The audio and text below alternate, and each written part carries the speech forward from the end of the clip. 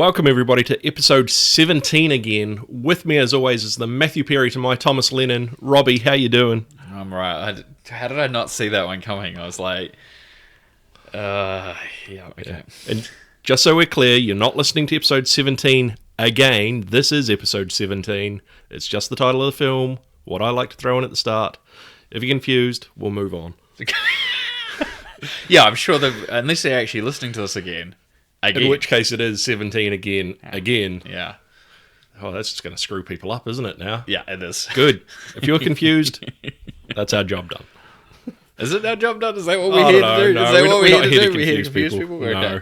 Cool. We're here to tell people about the news and reviews and trailers. And talk about stuff and then go on a big ramble. Incoherently, as always. I just did just then. It was incoherent. I know. It was like rainbow. Yeah. A couple of things from the last episode. We've now confirmed that National Treasure 1 and 2 are on Disney+. I can't confirm this is in every country, but at least I think it is for most. For us here in New Zealand. It is for us here in New Zealand. It is for most. I would say for most countries. Unless there's licensing agreements. But yeah, they were both on there as far as I was aware. So I found both of them. I still haven't watched them. So. There we go. It's going to be my follow-up. I knew you were going to seen one. No. I have actually watched a lot lately. And so I Neither one of those? No, I need to catch up. Oh, I will. You've got a laundry list of stuff to watch. You cannot throw shade. You cannot throw shade at me over that. No. I'm not even going to start down that path. We'll be there for a month of Sundays. Really. Last episode also we talked about Tom Cruise going to space, and you were all like, "Oh wow, he's pretty old." One of the older stages, yeah. Not even close. So I had a look.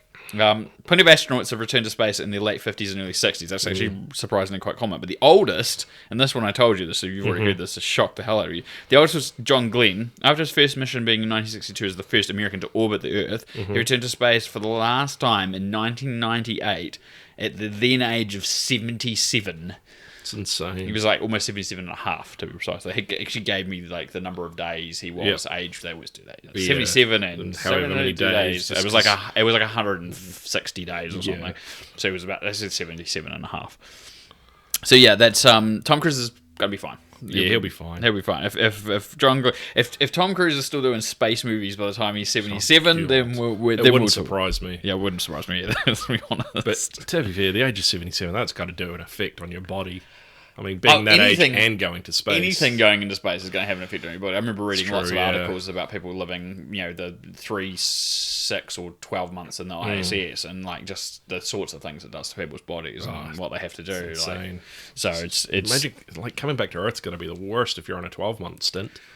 Or you're so used to it. If you can get used to it, I guess. I think that's what I read was one of the ones that was up there for like 6 or 12 months. Yeah, it'd be very interesting anyway. But yeah, anyway, we should move on because we're not here to talk about space for another hour. Yes. Jamie Lee Curtis is returning to the horror franchise. She's doing a movie with Blumhouse. For Blumhouse with climate change as the background. It's her first time directing it. Yeah, which is surprising. She's never directed before at this stage. It's just one of those things that hasn't happened, but she's I know she's expressed interest in doing this, and it's taken her a long time to obviously do it. But Blumhouse, obviously, the success of the Halloween remake, sequel, non-remake sequel, whatever it was. Retelling or whatever. No, it's like a sequel to the original, but without ignoring all the other sequels, but it's kind of also its own new version because it kind of is, and there's going to be a sequel to that too that's been shot. All right. It's Halloween movies are quite confusing, let's be honest. And I already screwed up last time when I was trying to remember which bloody film Paul Rudd was in, and which character he played, so I got in trouble for that, as you may recall. I get easily confused too. So anyway, it makes sense for her to go to do this with Blumhouse. Like they do quite specific kind of horror genre films and with reasonable budgets, and with her on board directing.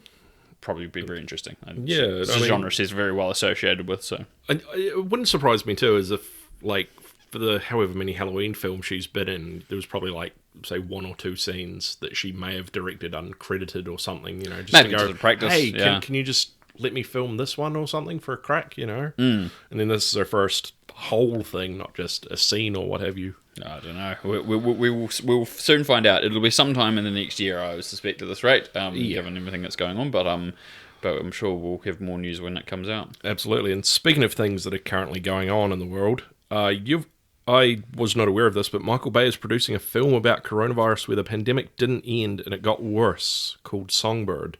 Isn't that just the United States? Yeah.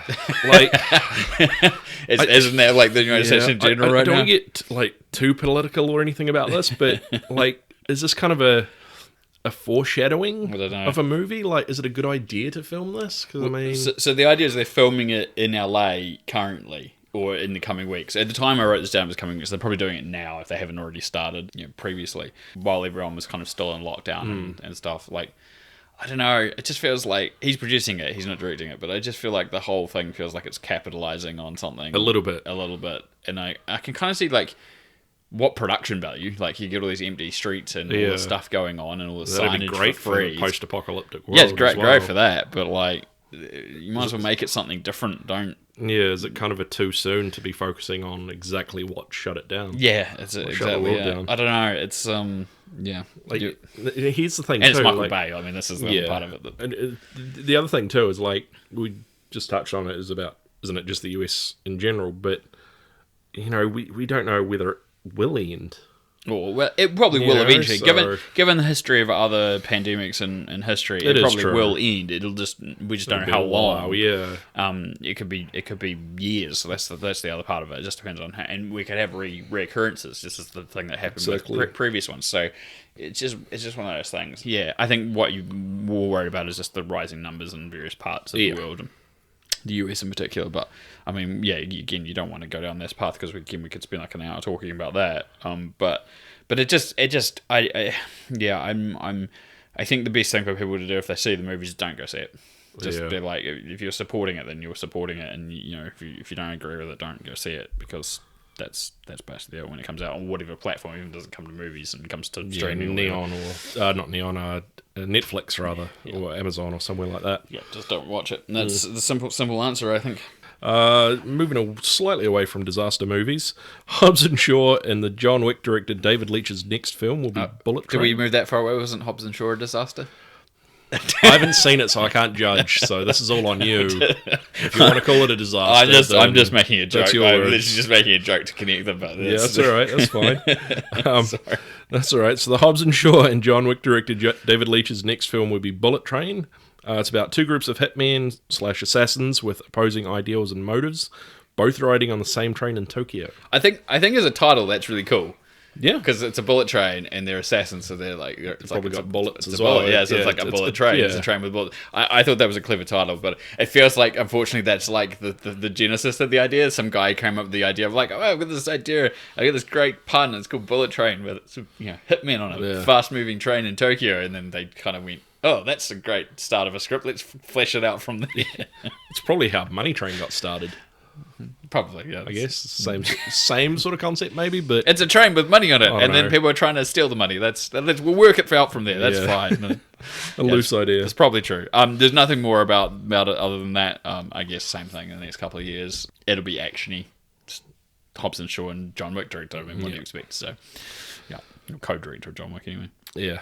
The long list of delays. Edgar Wright's Last Night in Soho is delayed to 2021, but in the meantime, he has formed a production company called Complete Fiction with his longtime producer Nera Park, director Joe Cornish, and also producer Rachel Pryor.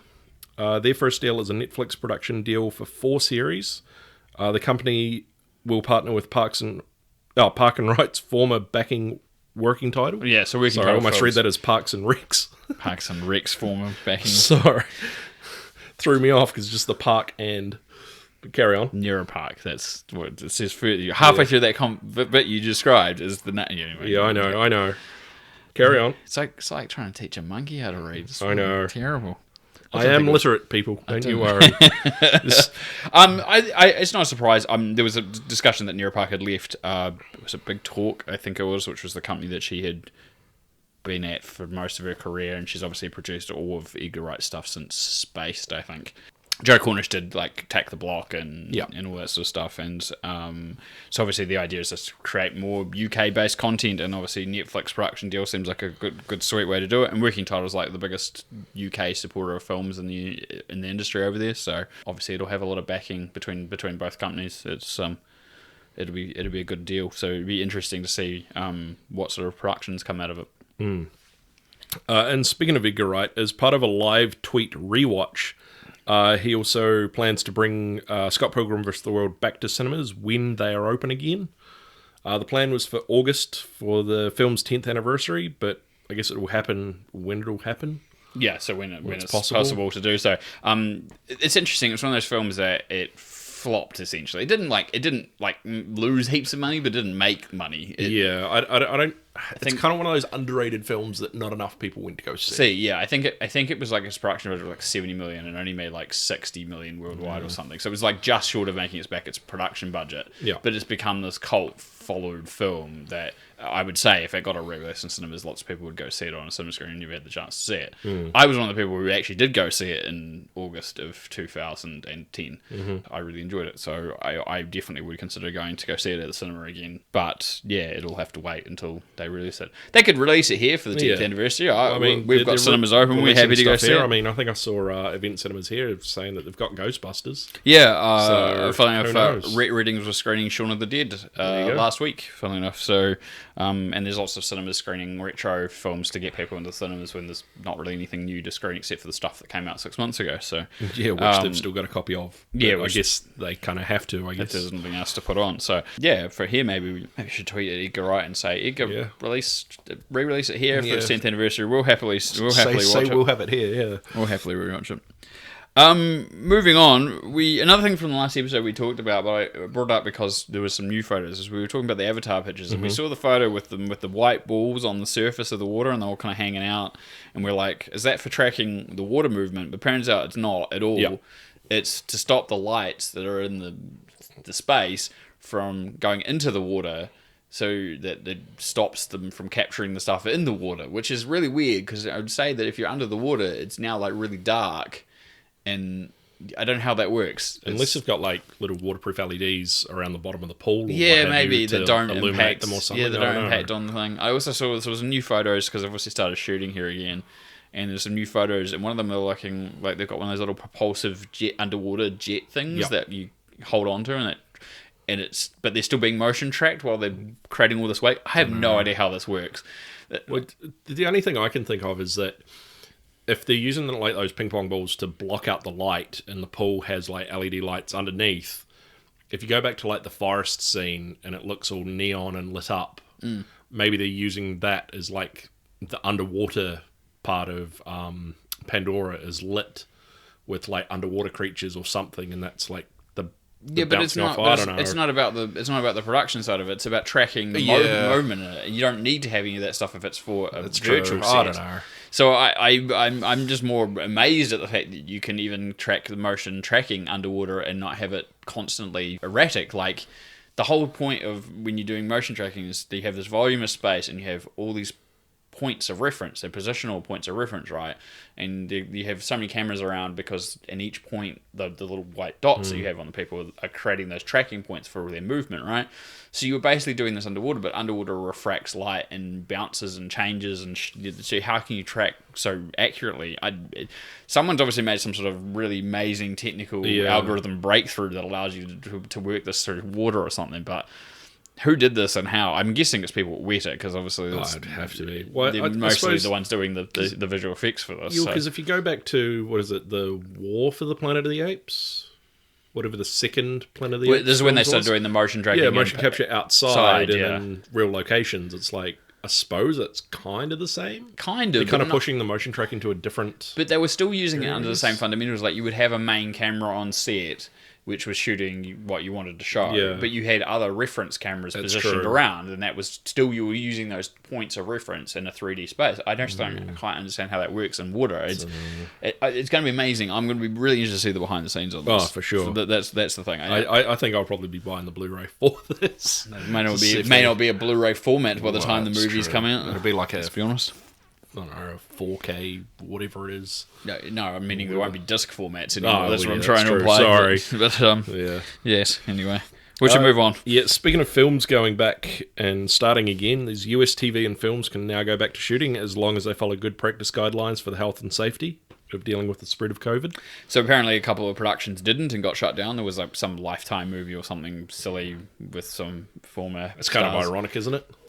Lifetime. Oh, I'm saying Lifetime, but it may not have been Lifetime. But it was something like that. It was just some small production thing got shut down because apparently someone complained that they weren't. And there was apparently a couple other little ones as well. But for the most part, it sounds like they've started to get up and running. Yeah, it sounds like everyone who's talking about going back to film sets, even another place around the world, have all been talking about the same thing, about having to have certain particular safety measures and distancing and all that sort of stuff. So we'll see how it goes. The unfortunate thing is that this well enough is that plenty of things aren't getting tested enough in the US. Yeah. And also, even if they are testing, it only takes one person to get sick and not realise, and then you shut everything back down again. So it's a very touch and go kind of situation, I would suspect. Yeah, and I'd say especially for film sets, they'd be quite heavily tested and checked as well. Well, you'd hope so, anyway. Depending on what the scene is as well, but also the close contact with the other actors and crew.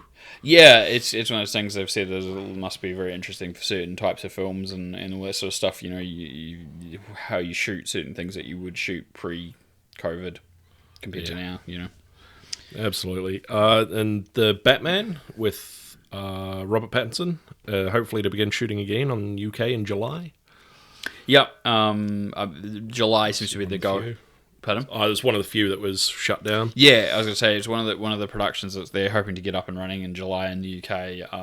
There's several. We'll touch on a couple others later on, but I think we were talking about this last time. It was about halfway through shooting or something like that. I think so, yeah. Something like that, and it gave the director time to kind of start working on the edit and so forth, and see how the film was progressing. So I guess in some ways it's probably not a bad thing if you realise there's stuff missing that you hadn't scheduled or need to go back and reshoot. You've had time to think about it and schedule that in. So yeah, hopefully it's a better thing for the movie itself. But we'll see. Yeah. Due to delays in shooting Mission Impossible 7 and 8, Nicholas Hoult has had to step down from his role as the bad guy due to scheduling and has been replaced with Esai Morales. I'm guessing Morales. Yeah, like Miles, but just not. Shooting hopeful to get underway again by September. Yeah, well, there you go. You were complaining about Nicholas Hoult being the bad guy. Now we don't have him as the bad guy. Yeah. Thanks, coronavirus. Maybe he'll come back for another one in the future. That would keep him in mind. I wonder if they'll bring back Jeremy Renner as well. I don't know. He was supposed to come back at some point, isn't he? Well, he was also kind of poised to be the replacement for Tom Cruise. But yeah, that never really And he was also the replacement for Matt Damon in Bourne films. Yeah, he kind of gets that a lot. Yeah. Anyway, move on. We'll go back to what we're talking about. Again, September. I mean, it's a big shoot. I think they've got. I don't know. They were supposed to start shooting in Italy. I don't know if they're going to get through to doing that at some point. But I think their reshoot start again will probably be UK based. I suspect to begin with, because that's their next location when they'll finish with Italy was supposed to be anyway. So, yeah. And then after that, somewhere in space, possibly. Well, that won't be Mission Impossible. No. Well, probably. Wow, it could be. We don't know. Wow. We've already said that Fast and Furious looks to be going to space. Yeah. So, well, Tom Cruise just ends up putting these two together. I was going to do the space movie, and we had another Mission Impossible to do, so I just put two of them together. Yeah, it wouldn't surprise me. Yeah, too, very true. Now, I haven't seen this, so I don't know how good it is, but I think some of the reviews were pretty good. The Sonic the Hedgehog movie, that's to get a sequel. I've seen it. I enjoyed it. So I was surprisingly better than I expected. Worth a sequel? Yeah. If it stays consistent to that, it would be fine. Honestly, I've seen, for the tone of film, which is kind of like family fare, but with a bit of adult humour thrown in, you could probably do a lot worse, to be honest. There's a lot worse films out there. I'm just trying to think, like it's actually not that bad. It's not groundbreaking, it's nothing amazing. Jim Carrey's surprisingly really good in it. It's entertaining, and so if they keep that tone right for the sequel, yeah, cool. I'm happy to see another one. All right. Of all the films last year, I honestly didn't think that would be very good. It was. Wow. All right. Yeah. I think we talked about it in a previous episode. Anyway. Yeah. James Mangold, he's confirmed to direct the next Indiana Jones film. Yeah, so Steven Spielberg's had to step down for whatever reason. We don't know. He hasn't said why. He'll still be producer and I think he's still producer and involved, but he's just not going to direct, which is fine. Mangold's track record is pretty damn impressive. Obviously, the biggest thing that he's done that most people know him for is Logan. But he's gone. Could Indy go out the same way? Like, not the same way, but like I had this picture of Indy lying on a tree in the woods, and not necessarily the same way, but he'd sort of do the character justice enough where people are like, okay, I'm happy with that. I don't think I need another one. I think it comes down to the story. As long as the story is good, I mean that's basically it. I mean there are definitely things that the last Indiana Jones did right when there were, and there are moments in that movie which are right, but the story is the weakest part, and I think that's the problem. You're talking about Last Crusade, right? I knew you were going to say that. I knew. As soon as I started thinking about this, I was like, maybe I should avoid saying what the title is because it'll ruin Ryan's attempt to make a joke about the fact there was no fourth one. And I thought to myself, well, yeah, no, I'll just keep with that. And then sure enough, you fell straight into that trap. Straight into that. Yes, Last Crusade. Yeah, that's what we're talking about.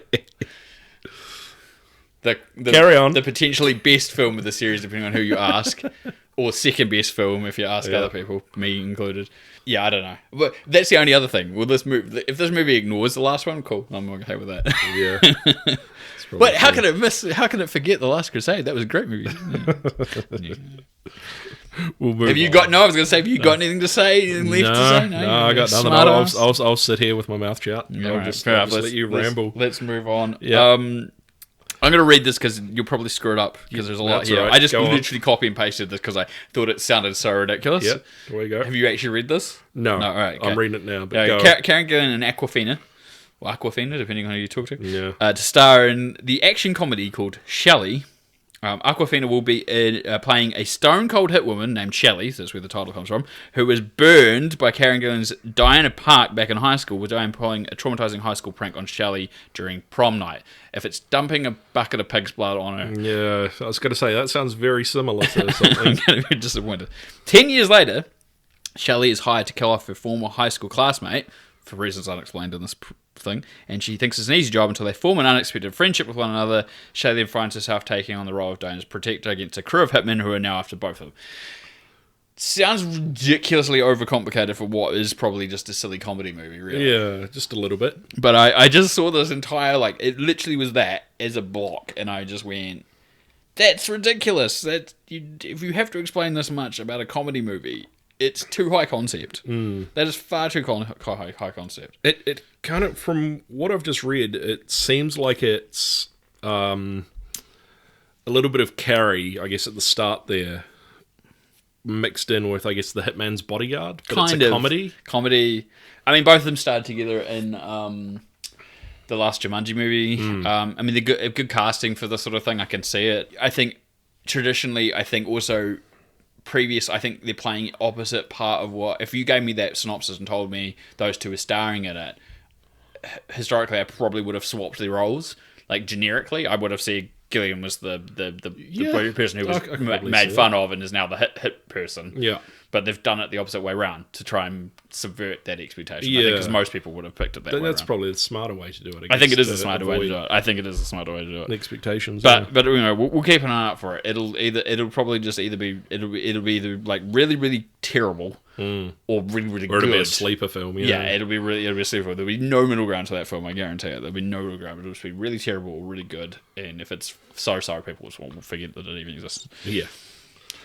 I'm going to take us back. Take us back to the 90s. Whoa. Back to when I was at primary school. To make you feel old. Just getting death stared. This is great. I was in primary school in the 90s. Just not as much of the 90s as you. I started in 93. Oh, Jesus. I was already in primary school by the time it was 1990. You just made me feel really, really old. You're welcome. I'm out of here. I'm gone. Yeah, I think, was it 92, 93? I can't remember. Whenever I turned 5, that's when it was. Whenever you turned 5. I love how you can't even remember your age.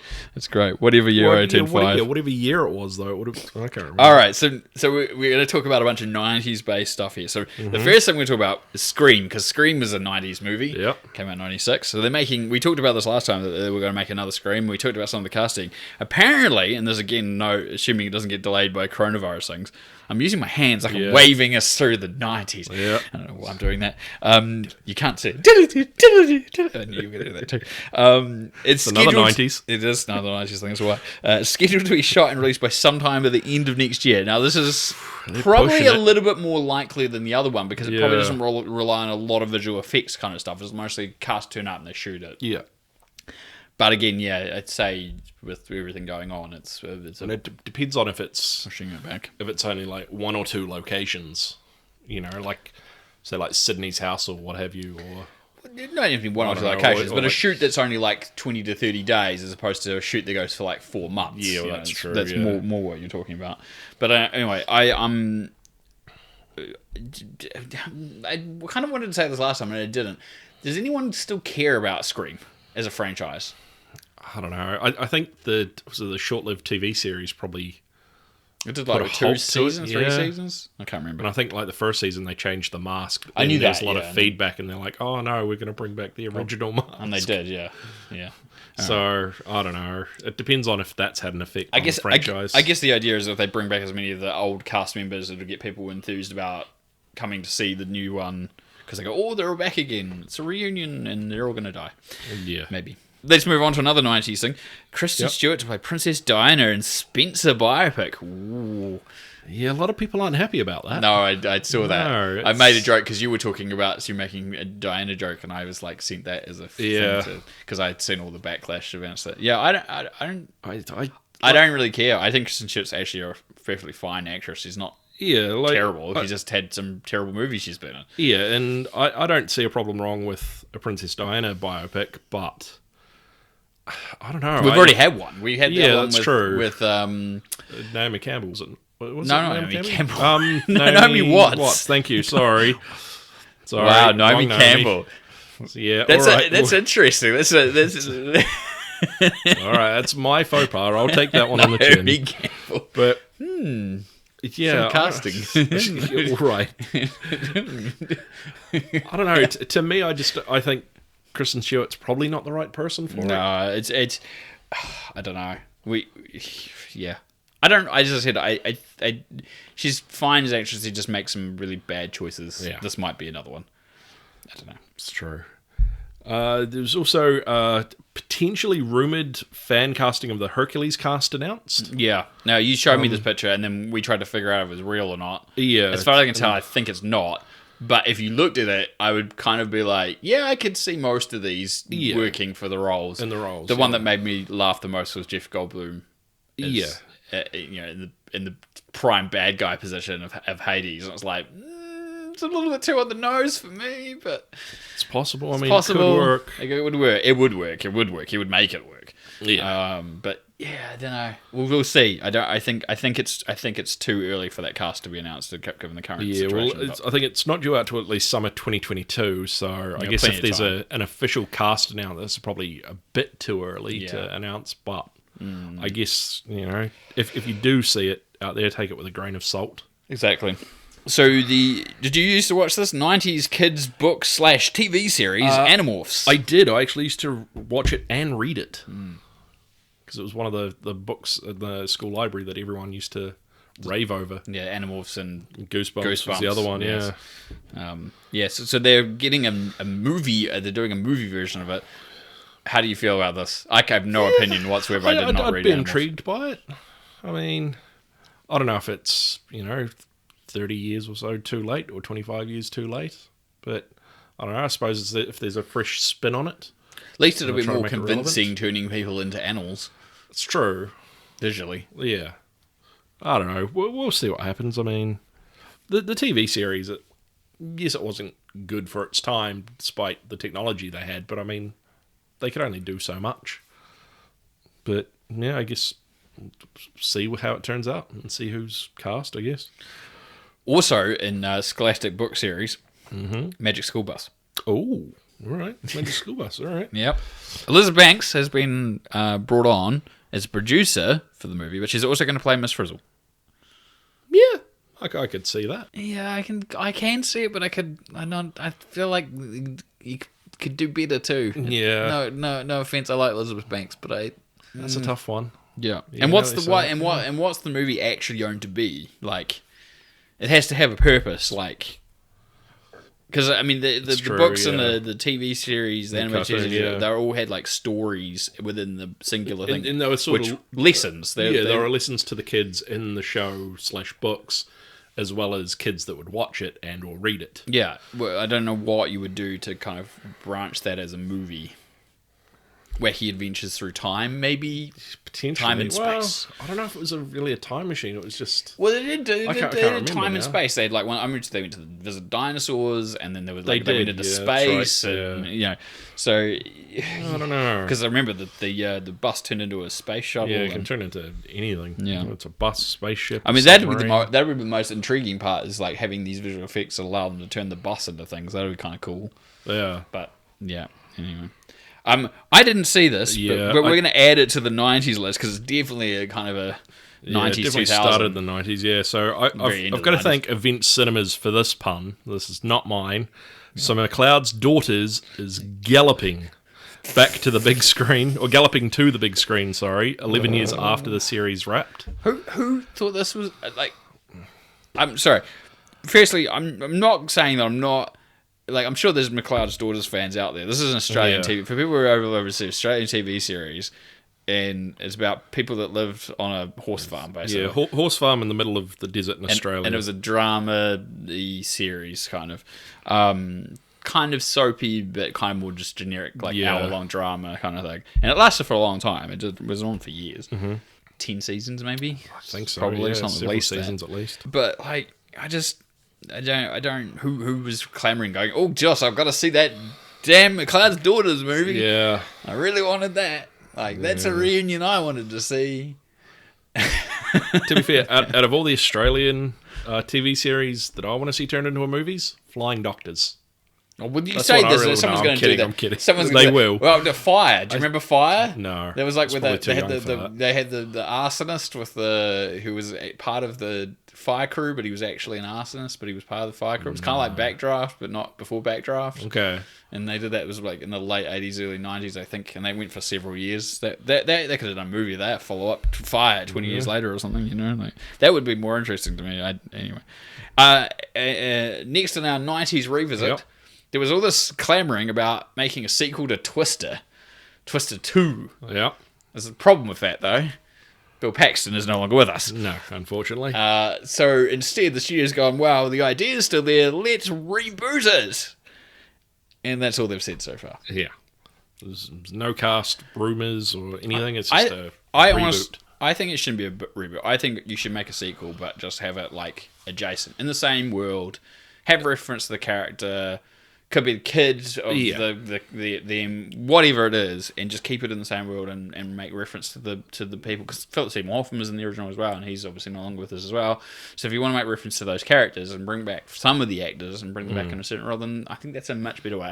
If not like a small cameo or something, yeah, you know, or you could, you know, be a whole new generation of storm chasers that are using, you know, the more higher tech computers and. Yeah, all this other newfangled technology to do what they can. But it's funny because the original movie just happened because I think it was Spielberg wanted to know if you could make a realistic looking Twister in CG, and so ILM just did it. And then when it looked really good, he went, right, we're going to make a movie of it. I think that's pretty much how it sounds happened. about right. And so like it's not exactly like it had like a really gem of a solid idea to when it first came together anyway. Yeah. The fact that they had the movie that came out was any good is kind of just basically on the fact that they hired the right people to do the right jobs. Yeah, I don't know. Yeah, I will hold judgment until I see something more of it. Yeah, but if it dies a horrible death, I won't be upset. No. And also, the last thing of the 90s here, Temuera Morrison, who was big here in New Zealand in the 90s on the local soap Shortland Street, there's a photo taken of him recently helping his cousin in the Waikato with a concrete job since he can't get back to the US due to coronavirus. And I suppose, you know, why not? I mean, he's probably sitting at home bored out of his mind. His cousin calls him up, come help. I think it has less to do with that and more to do with the fact that he hasn't got anything else to do. Yeah, well, that's probably true. There was that TV series they did a few years ago following him around. He's not in the best financial shape. No. And he was just, the unfortunate thing is he was just starting to get, I think, a new wind of things while he was in the US. And obviously he goes back and forth, so just unfortunate. It's not cheap either, Exactly, unfortunately. And it's, just unfortunate timing, I think. Yeah, we will see. Hopefully it'll just be temporary. And hopefully it is exactly what you were trying to imply, which is he's just doing it because it's something to do, nice, instead of sitting on the couch. But I get the feeling it's probably, sadly, a little bit more than that. Yeah. Anyway, It's quite possible. moving on. There was also, the last thing, I think, is it? Yes, it is. Well, Chicken Run was kind of 2000s. Yeah, all right. But Aardman was big in the 90s, Yeah, so we'll big in the branch 90s. these across. Yeah, okay. So late 90s into the 2000s now.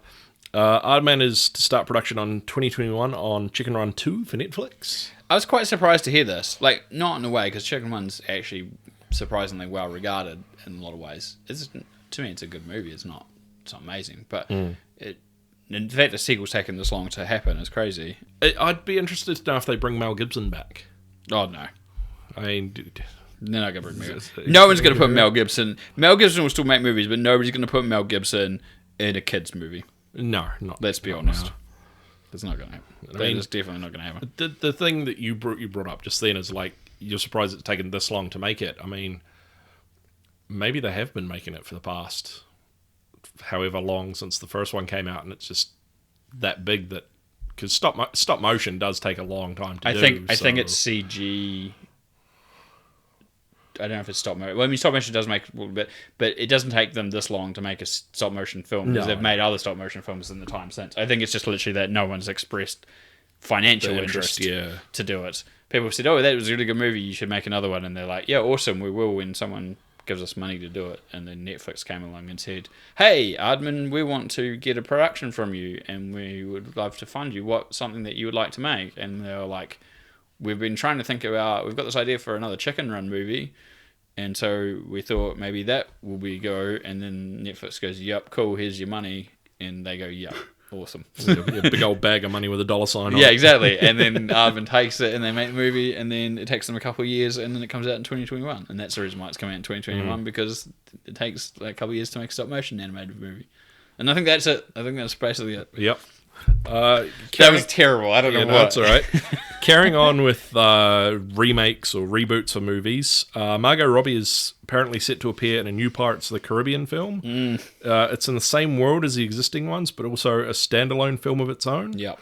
It's also got Christina Hodson from Birds of Prey. Margot Robbie will be the lead for this new one, but there's no word on if Johnny Depp will reprise or even appear as Captain Jack Sparrow. I think the implication was more that they wanted to keep this separate, and then it would be in the same world, but not tied to the other movies in any fashion. And then if they want to make other Pirates of the Caribbean movies, even ones that do have Johnny Depp in it, should they go down that path eventually, they kind of can, but they're separate. I think that was the idea of what I read, but who knows? Because who knows what they're actually going to do, and all this depends on what's going on with Johnny Depp and the court case and defamations and blah blah blah.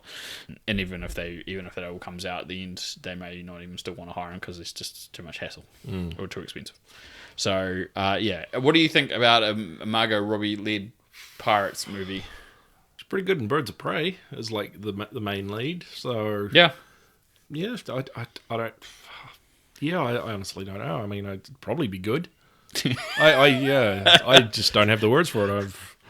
No, fair enough. I haven't really thought of it, to be honest. No, I'm kind of like when I read it, I was just like, all right. My question is will what sort of character will she play, and does she get the opportunity to do just something kind of crazy and kind of be like Johnny Depp was with Captain Jack and just create a crazy character?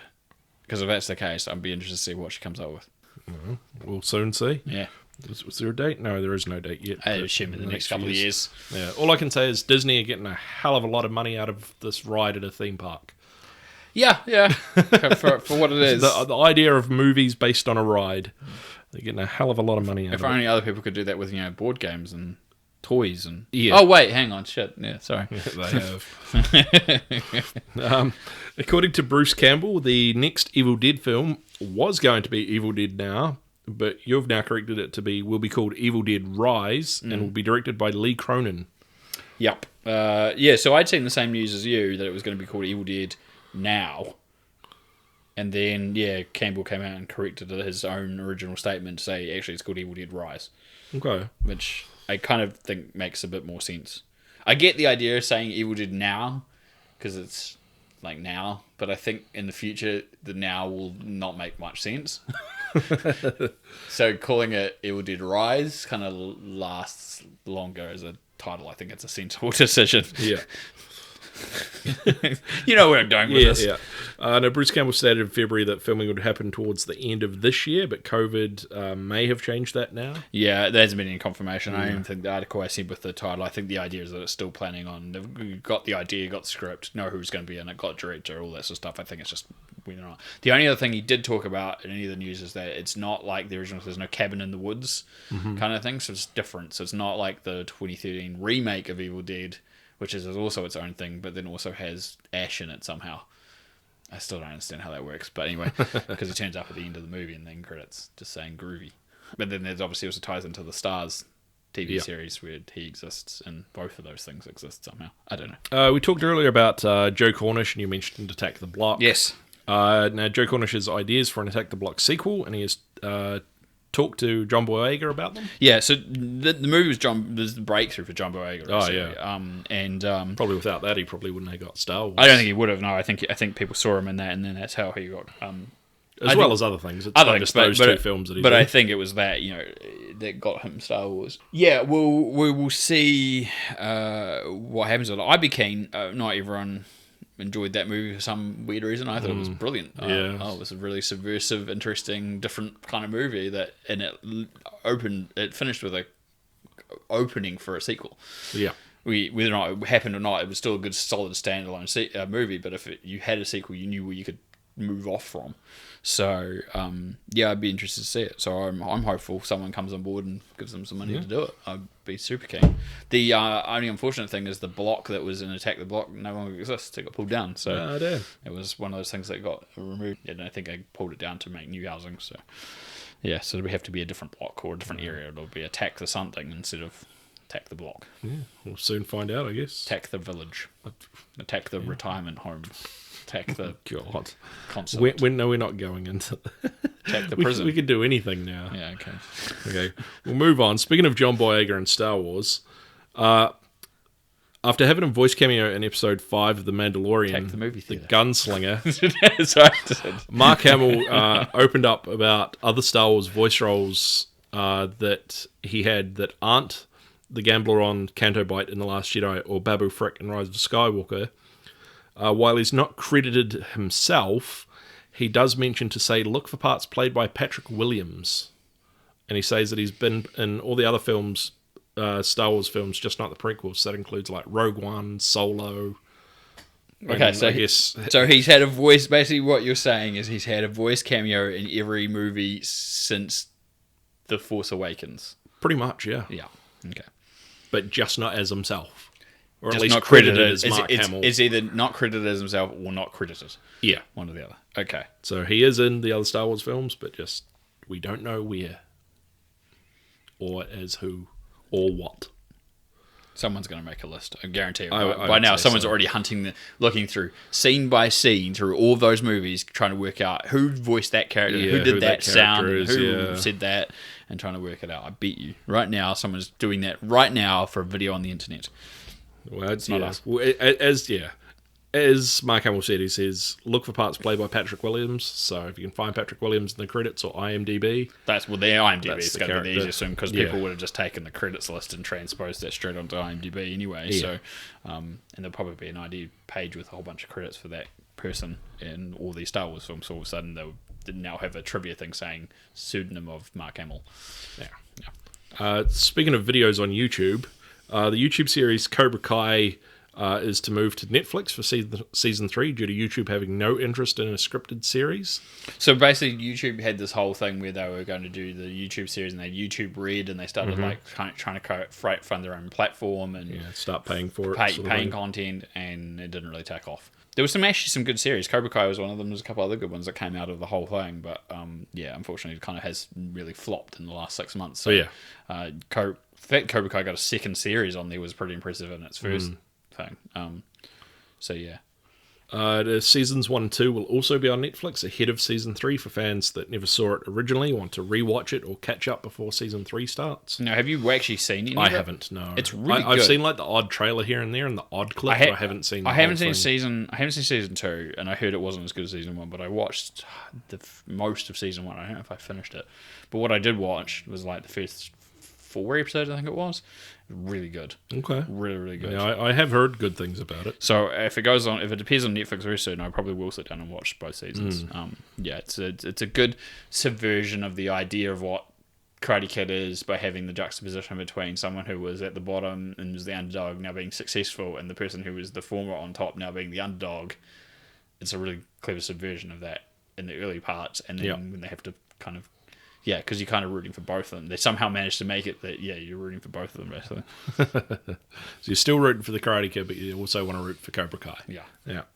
And they both have their own, personal life issues going on with it. So it's very well balanced, anyway. At least the first season, when I saw it, the first season was very well balanced. The WB have now releasing the Justice League Zack Snider cut. Well, they're not now. You want to start that again? Do you want to start that again? No, I'll carry on. No. They are releasing, not now releasing. I mean, they are eventually, but I get what you're saying. But the way you made it sound is like they're doing it next week. I'm going to carry on. We're going to keep this in. Buggy your editing. The cost will it'll cost possibly to Warner Brothers $30 to $40 million, but the CEO thinks it's probably even more and won't talk about the total. It'll release on the platform early to mid 2021, according to the president of Warner's Media Entertainment branch, Sandra Dewey. There's not to unpack there. Yeah. When I asked you last time what you thought about this, and you just went, well, I haven't seen the other one, so I kind of told you had to kind of Still need to see the first, or the original cut. The first cut. The Joss Whedon's. Yeah, the Whedon's cut, in order to suppose. kind of understand the differences. It's a hard ask for you. Will you even watch, will you watch this version of it at all? I suppose I kind of have to now. I mean, this is the one sit down and watch the Whedon cut, and then I have to watch this because there's a big deal going around about it. But the thing is, on top of it, a lot of the cast that were involved in making the movie are all backing, saying Snyder's vision for it was what they signed on for, and I think it was literally a couple of days ago. Oh my god, my brain's gone back. The guy that plays Cyborg. Yep.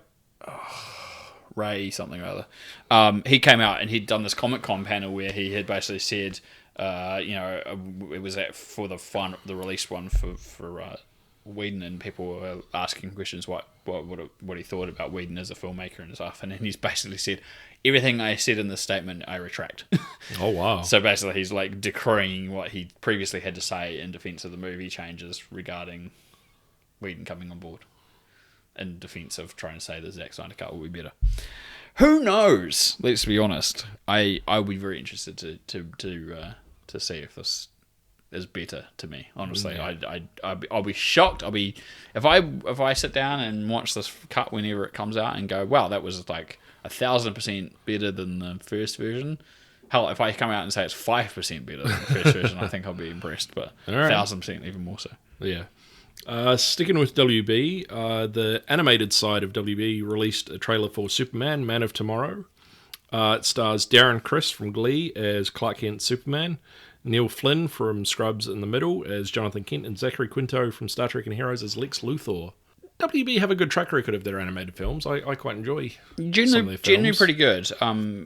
This looks reasonably good as well, in my opinion. It's the one trailer we didn't show up. I should have put up so you could see it. Yeah, there's been a few missteps here and there, but I generally think you're right. I think the less said about the Killing Joke, the better. But at least the first. No, I still think even the bit that covers the bit that's in the book is not the best version of it either. To be honest. It's just messy because of I don't know. It's a long story. Yeah, we won't go into. We're gonna go to it. This sounds like a good cast. Good choices for the voices. As you said, they're generally pretty consistent and entertaining. So, do you know the general gist of the plot? The general gist of it is that I think Clark Kent is a teenager, but he's allowing the people of Earth, or at least just Metropolis, to know he exists, but he's not yet Superman. He's just, I guess, a superhuman or whatever, with powers, and yeah. So it's kind of like an alternate version of that, where your typical Superman movies or TV series know of Superman and know that he's an alien, but they don't know who he is in reality, if that makes sense. Whereas this, I think they know Clark Kent is a superpowered person, but they don't know he's from like another planet or whatever. They don't really allude to that. And then towards the end of the episode, he gets like his typical Superman costume sort of thing, which his ma makes for him, I think. You'll have to, if you check it out or I check it out, we have to talk about it. It sounds interesting for sure. For sure. Speaking of Superman, Henry Cavill to return as live-action Superman, but no one knows how at this stage. Yeah, I think you hypothesized about this, that maybe the Shazam sequel or Black Adam would be a good point for him to appear, which probably is the most likely, to be honest, at this point. But the fact that he's still keen to return to the role is a good sign. Yeah. It doesn't seem likely there'll be another Man of Steel or another full Superman movie anytime soon. But no. But it'd be interesting to see. But yeah, I would say probably those two would probably be the easiest. It'd be more interesting, I think, to have a movie where he definitely crossed over, and so like a Shazam, have an appearance in Black Adam very briefly, and then appear more solidly in a Shazam sequel would be quite cool. Yeah, and there was the Photoshop picture of Henry Cavill in Superman costume on Shazam. Oh yes, which was released. I think we talked about it in the last Yeah, episode. and I was like, there's a stunt guy, and then he's literally, it was the director had like basically cut him out and put Henry Cavill's face on top to till make it look like he was actually there. Upper half, yeah. It was pretty dumb, but anyway. But yeah, that makes more sense, to be honest. Yeah. Moving away from Superman, but going towards Batman now, Jeffrey Dean Morgan is set to feature in the Flashpoint movie as Flashpoint Batman. Now, he last appeared in... was it Batman, Superman? No. It was one of the Batmans. He played Thomas Wayne. Oh, yeah. What one it was. It might have been Batman v Superman, actually. I think it was, because it was supposed to be he showed the flashback. Yeah, so yeah, it was. That's what it was. I should have wrote that down as well. I wouldn't be surprised, actually, if he turned up in the Snider cut of what we were just talking about with the Justice League as well, to be fair, because there's probably some scenes. It's quite possible. There was some more. Apparently, there was some more to do with that, because there's stuff that's in the final Justice League movie that apparently was expanded upon, and maybe he turns up in there as his father, talking to him. So yeah, don't know. We'll find out. Yeah, so that'll be interesting. I mean, it was touched on sort of the Flashpoint previously when I've talked about like the Flash TV series, how they did their own version of it. So this will be an interesting way of getting Jeffrey Dean Morgan to return, and I guess a different Batman that's not Ben Affleck or Robert Pattinson. Yeah, there's definitely an approach to try and write Affleck's Batman out, even though it's part of the same universe somehow. So this seems like one of those ways to do it. It'll be like an alternate universe. Well, the other interesting part of it is that the other news that came out this week would also lead credence to that, which, having a different person who's also been a previous Batman cooning up would be a smart way to kind of put that through. And so what did they announce this week? Yeah, so Michael Keaton is now in talks to return as Batman in the Flash movie. A several film deal could be on the card, similar to Samuel L. Jackson's in the MCU.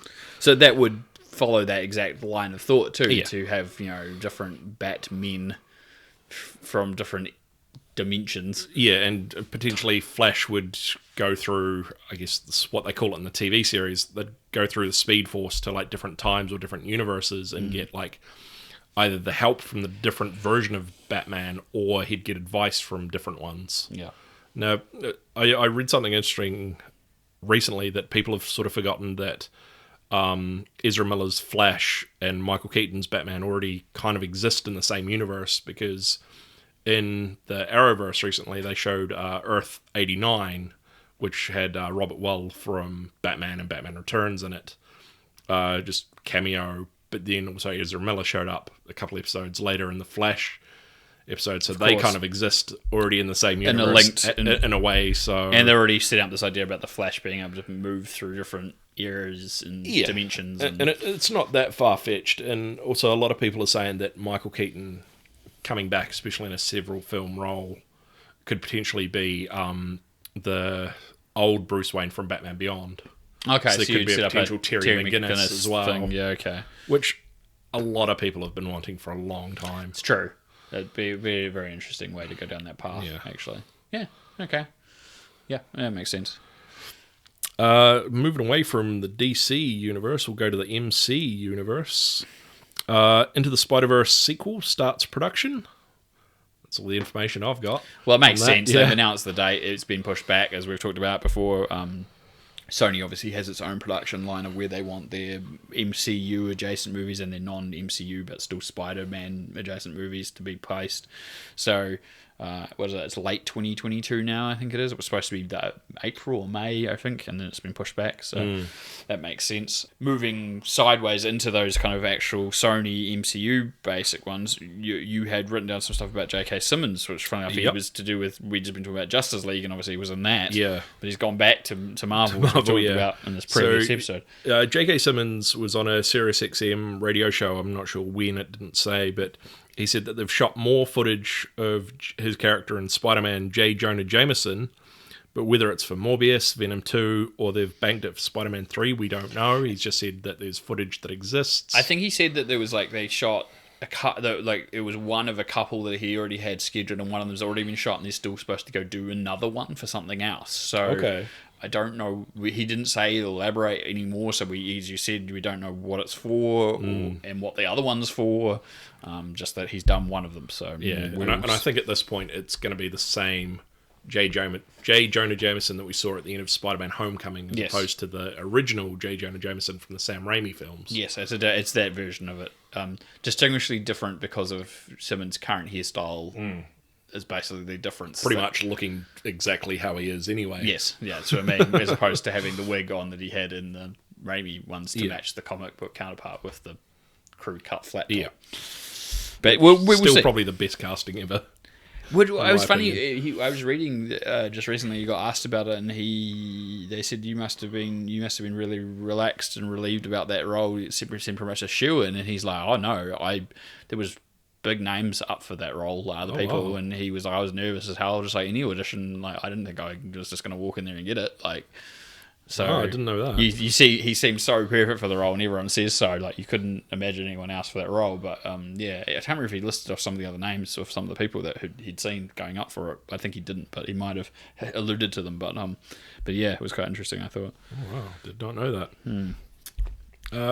Sticking with the MCU, Marvel Studios reportedly trying to get Deborah Chow to direct a MCU film after her work on The Mandalorian, and she completes the Obi-Wan series. That was me, but that's a typo because I still said she later on. So that's She has previously worked on Netflix Marvel shows, including Jessica Jones and Iron Fist. So she's definitely got experience with superheroes. Oh, and she's got a good track record too. So, yeah, outside of that as well, just as a director, and then obviously working with Disney, so she knows the inner workings of how to make sure Disney are happy and so forth, like we talked about before with Taika. So there was a quote as well when she was talking about this just recently about how different it is to be spearheading shows over both this and like anything else that she does, but more for the Obi-Wan series. And she was talking about how it's just like anything, there's pros and cons. Like when she's working on Mandalorian, she's got other voices and other people to bounce off and rely on a little bit, but she's part of not a singular vision. She has to be part of a collective and bounce those things back and forth, whereas with the Obi-Wan thing, she kind of gets to be a bit of a showrunner as well and kind of gets to being the craft of the whole thing, which is different again. But she doesn't have the backing that she had on the Mandalorian as much. She doesn't have that direct contact with other directors and the producers is the same way. So it was very interesting to hear her talk about those things. So yeah, be very, very, very interested. I wouldn't be surprised to see it happen. Like she finishes Obi-Wan thing and they go, cool, right, we've got this Marvel movie. You've got 4 choices. Yeah, these are the characters we're going to do a sequel with or a new movie with. You choose which one you want to do. And she goes, cool, that one. Yeah. Why wouldn't you? Like honestly. If you're keen to do it, why wouldn't you? If you're not, you just go right now. I'm not interested. Yeah, there's nothing's going to stop her from doing other work if she still said no as well. So yeah. So here's something that we were planning on doing before Endgame came out: is to watch all of the Marvel films in order. Well, we watched them. We were going to watch them in release order. Let's get this right here because you're about to say something, and I'm like, I definitely wasn't going to do this because this is a bit ridiculous. No. So someone took all the MCU films and instead of just watching them in order, which we'd managed to get most of them. We got release order. Release order. And instead they put them in timeline chronological order of scenes. Yeah. And there's over 100 individual entries. So you watch like this bit in this movie, and then you watch maybe the whole of that movie. But then this movie has this scene in it that you watch because it's a flashback scene. And he had put down the time codes as well. Like, it's ridiculous. But there's 100 different entries for the entire 22 movies that have so far been released. And I think, and the shorts as well that are related. Because I think you've got to watch first half hour, 45 minutes of like Captain America, and then you've got to watch like Captain Marvel or something, and then oh yeah, but then there's like you bits gotta of watch like Civil everything War else. Yeah. and bits of Iron Man 2 and like bits of, they're all over the place. And then Yeah, especially in the middle, they all get- in game, you've got all the time travel stuff, so you've got to watch those bits in and out of order. Oh, you would too. Oh my god. I did and not the bits, think of that. and then the bits that cross over. So like you've got like Marvel, the Avengers movie, but then you got the scenes in New York and Endgame, which are during Avengers. Oh, why would you do that? Honestly, why? Ryan's face is just like tortured pain right now. Because I didn't think of that. Like, Yeah, you you should look through the list. It's absolutely hilarious. I think I did, but I didn't. You didn't really go register further these enough. things in your head. Oh, that's just dawned on me. Why though? And then Are you I wonder bored?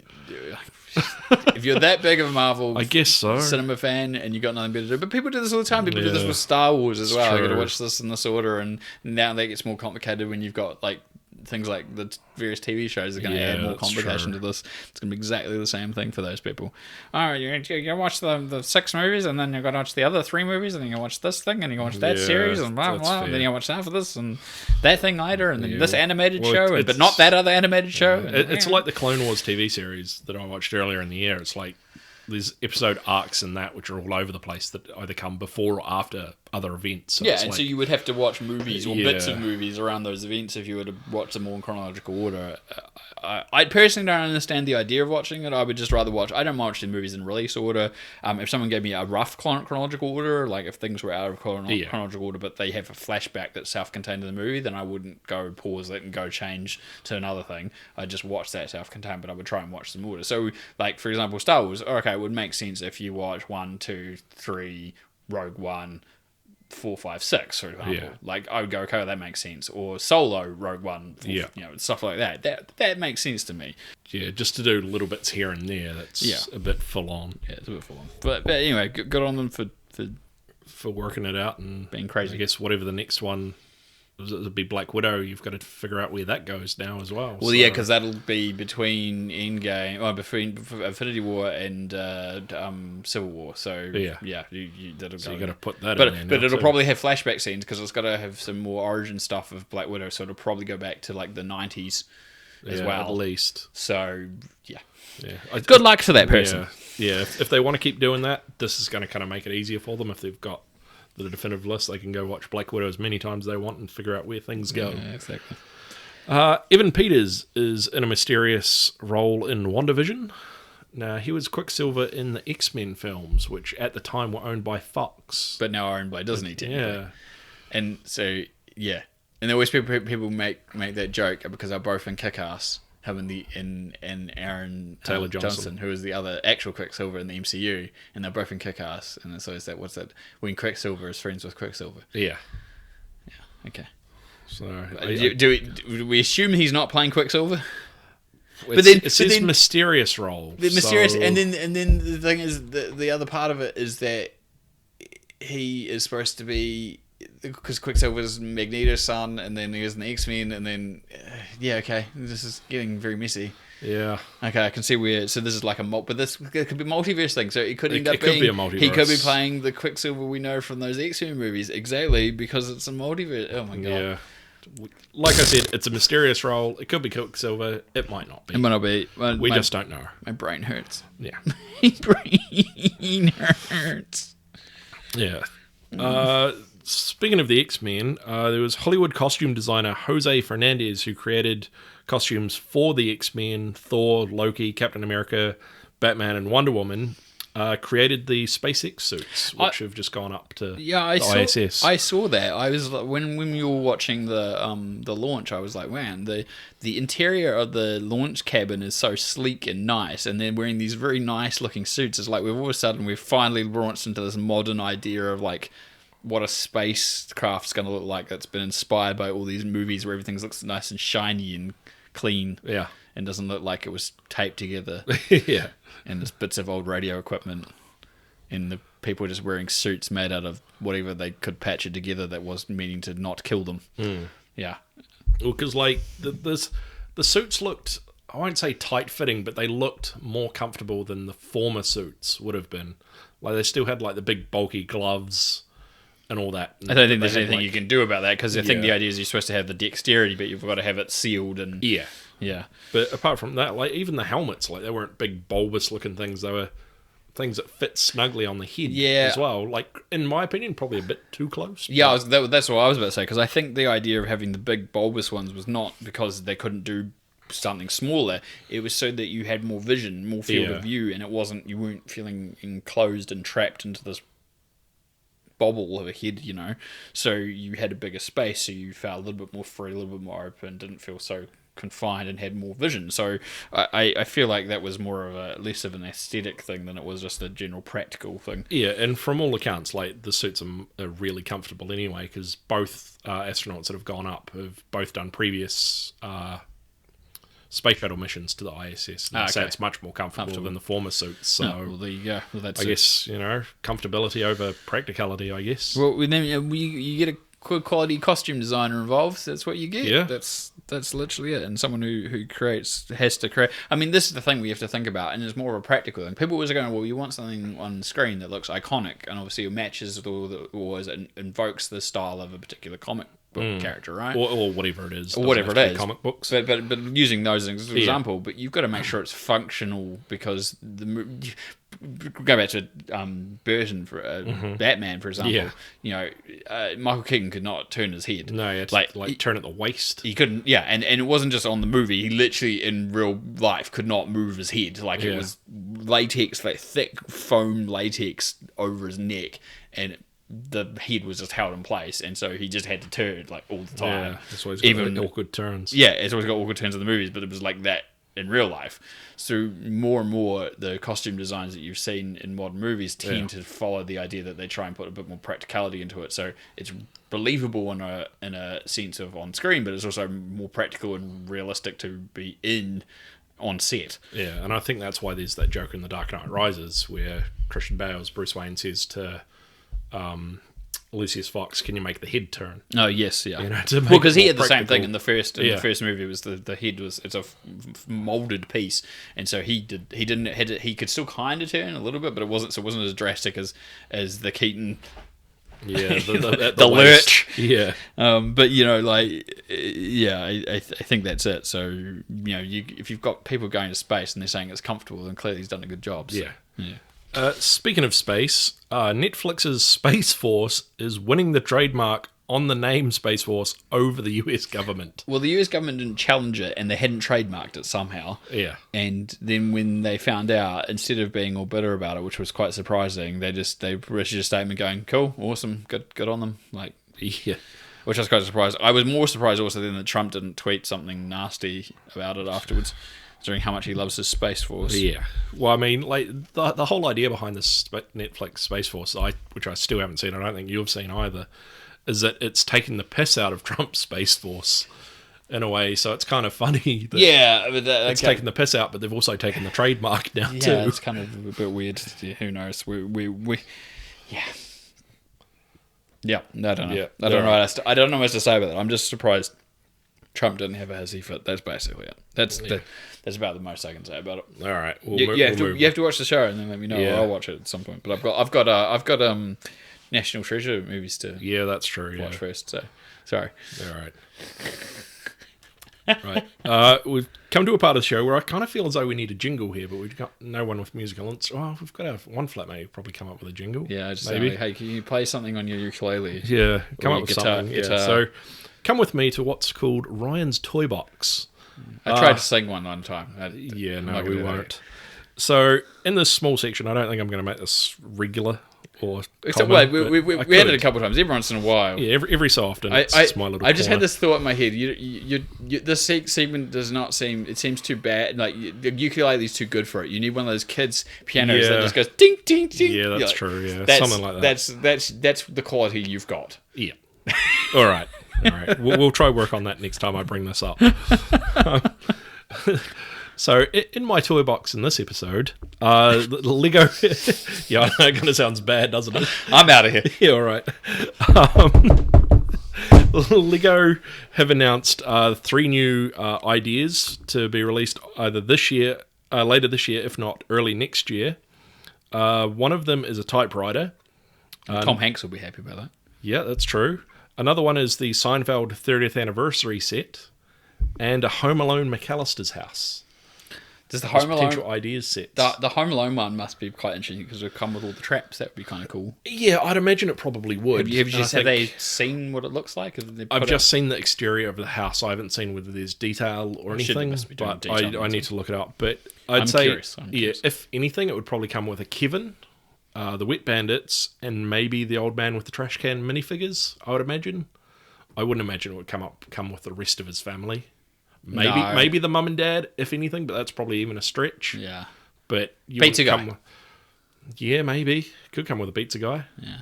But I'd say it'd be the house itself, the traps, maybe the Wet Bandits van, and 4 figures. I'd be amazed if there's a van in it, to be honest. Yeah, well, that's probably true. It'll put up the price. Yeah. I'd say probably just the house, the traps, and 4 minifigs, in my opinion. It makes sense as a set, to be quite honest. Given all the other sets that they've done over the years, that definitely makes sense. They've done like Back to the Future. Exactly, and Ghostbusters, all that stuff. So a location and with an iconic movie, it makes sense. It seems like a shoe-in to be released. And the Seinfeld one makes sense too for the same reasons, to be honest. Yeah, and speaking of other toys coming out as well, I saw this originally, but I didn't realise it was a Comic-Con exclusive, which really annoyed me. There's a Dennis Nedry Comic-Con figure coming out, which comes inside a Barbasol can. The thing is, there's no Comic-Con this year, so it must be exclusive to someone. I think it's something. Possibly people that still have tokens, and they could probably buy it somehow, somewhere. Okay. So you had to be registered as a Comic-Con attendee, guess so, yeah. And then you could buy it. You had to show your proof of attendee-ness. Or unless you buy it through the Comic-Con website or something, and you just put in your details or what have you. So it looks like a Barbasol can, and it screws open, and there's a figure inside. Yeah, okay. And it comes with a little Barbasol can itself, and I can't remember what else is in it, but it's definitely him, and he's in his Hawaiian shirt with the pants when he's meeting Dodgson, pretty much at the start of the film. Makes sense. Yeah, the only downside is that it doesn't dispense Barbasol at the top. Yeah, obviously, because I guess collectors would have it, but kids would probably. And then you made that squeegee laugh and put your cream on your pie. On your pumpkin pie, exactly. Sorry. That's all right. And that concludes Ryan's Toy Box for this episode. Well, related, though, to Dennis Nedry in Jurassic Park, Sam Neill had been making statements. He's been here in New Zealand in quarantine at first because he came back from over in the UK, and he was explaining the whole story, and he actually hadn't started shooting on Jurassic World 3 yet. He was in London, and he was waiting for them to bring him in. They were supposed to start shooting, and they had apparently, but he started not involving him. And then when stuff started going horribly wrong, he heard that it was probably going to get shut down. The production was going to get suspended, so he hopped on a flight straight back to New Zealand straight away. He didn't even hang around. They hadn't even stopped production when he just went, it's not going to happen. I'm flying back. Yeah. It seems very Sam Neill-like, I feel like. A little bit, yeah. It just feels and just to sort of jump in there, the way you were describing that, how everything started going wrong and it all got shut down, sounds very Jurassic Park-like, no? Yes, you're right. I didn't think about that. It's what went through my head. It's like just Alan Grant, I'm out of here. I'm out of here, yeah. Damn kids. I don't know who kids. And that damn dinosaur virus. Yeah. But they are hoping to get the production back up and away at Pinewood in the second week of July. So he's due to fly back almost nowish, I think, very soon to the UK, and they're going to be the first production back up, I think, is my understanding. So even before the Batman, which we talked about before. So and they'll have the same safety measures and all that sort of stuff going. So they're planning to try and meet their target and have the movie out in time next year. So. Speaking of returning characters, you talked about Dodgson. I mentioned Dodgson before as I was talking about Nedry. The character of Dodgson from Jurassic Park is returning to the new film as well. He's apparently going to be the head of a rival to InGen's named Biosyn Genetics. Yeah, it comes from the books. Okay. And the role will be played again by Campbell Scott, who people might not know as Peter Parker's dad in the Amazing Spider-Man films. I didn't know that. I'm going to correct you there. It's not played again because it's a different actor. The original actor is not him. It's a different guy. Oh, is it not? Oh, I thought it was. The sad truth about the original actor is that he was a well-known, well-respected acting coach, but then he was jailed 6 years ago for not confirmed but potentially dodgy underage stuff. Okay. I did not know that. Okay, from what I read, it was the same actor. No, but, it's not all the right, same. never Definitely not the same actor. I Okay, can definitely then. confirm that it's not the same actor. Trust me. Okay. Thank you for correcting me. In the books, so in The Lost World, Dodgson comes back. Okay. And he's like the main antagonist in the book. And we find out more about what the company was, and it's supposed to tie more into explaining what was going on in the background of the first movie / book. And obviously that got dropped when they basically just changed the entire flow of the second movie, not really much related to the books whatsoever, other than the Site B and the High Hide and the extra T-Rex. Okay. And Malcolm, that was basically his daughter. So they're basically the only surviving bits of the entire thing. Okay. On that same note, producer Frank Marshall seems to believe that there will be more Jurassic Park / World films after this third World film, calling the outcome of the upcoming film setting up a new era, kind of like a Jurassic era. Yeah. Yeah, I'm not keen. I wasn't keen on Jurassic World. I moderately liked the second Jurassic World movie just because of its differences, but as a movie, it's still just okay. Yeah, I suppose I'm not keen. end it with this third one and call it a day. Yeah, why? And you've just been spending this whole time saying this is going to be the last of these ones, and all of a sudden, before you even finish this one, you're going, yeah, no, there's going to be more. Let's just not say that. By saying that, you kind of open the door that almost 20 years later, you're going to have another Jurassic Park / World on. Well, you can't have it on Isla Nublar now, but it's going to be on Site B or what have you on Isla Sorna or something. The title's going to be Jurassic Universe, because that's the only way you can go. Like you go from park to world to what? World to universe. Like what are you going to go? Universe, Jurassic Galaxy, maybe. That's all you. But it's also oddly fitting considering the production company is Universal. So that's true. I don't know. We'll see what happens, whether this closes it up or leaves it open. But that's problem too. I'm going to go into that third movie with like the expectations that I'm like, this is probably going to feel like a conclusion, but it's not going to be a conclusion because the producers already said there's going to be more of them. Yeah, because even the original Jurassic Park 3 kind of left itself open for a sequel, but they kind of went nowhere. Probably because no one really liked that movie, but the less said about that, the better. Exactly. Frank Marshall has been a long-time producer, however, and he's done a lot of stuff to do with a lot of Universal stuff, Spielberg and George Lucas. And obviously that ties in very well to Lucasfilm itself, and because obviously Marshall's worked with Kathleen Kennedy, who's still currently the president of Lucasfilm. Now, Star Wars has their celebration event every couple of years. And there was supposed to be another one this year because... sometimes it's every couple of years, and then sometimes it's like every year, depending on what they've got coming out. Because there was one last year. I think they do. I think it is depending on what's coming out. So they were supposed to be doing another one this year after last year, and they've now decided they're going to cancel it because of all the coronavirus stuff. So they're now looking at a new date, but they're not going to have anything new till 2022, which there'll be a new Star Wars movie due at this stage anyway. Yeah. That Christmas. At this stage, that seems like the most relevant thing. And obviously only between now and then is just whatever TV, Obi-Wan, Obi-Wan and Mandalorian season 2. And anything else that they make that they then show between now and then. So, it seems like a sensible thing to do, I guess. And they can just do anything else they want to do online, just like everyone else. So that kind of makes sense, I guess. Absolutely. Other things that have been postponed or pushed back as well, there's the MTV Movie and TV Awards are postponed indefinitely. Yeah, so they haven't worked out a new date, and obviously that also impacts on their music awards too, which I think they've also said the same thing applies to.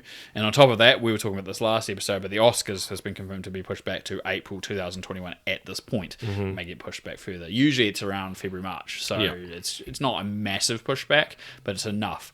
But it is interesting because it'll be more or less about the impact of this coming forward, because obviously if we have less movies this year, that's not such a big deal, but in future Oscar ceremonies, if they have to try and bring it back closer to its original date, or this ends up becoming the new Oscars time, and if that's the case, we're going to see a shift in the way movies are released, because we have what you class as the Oscar contenders.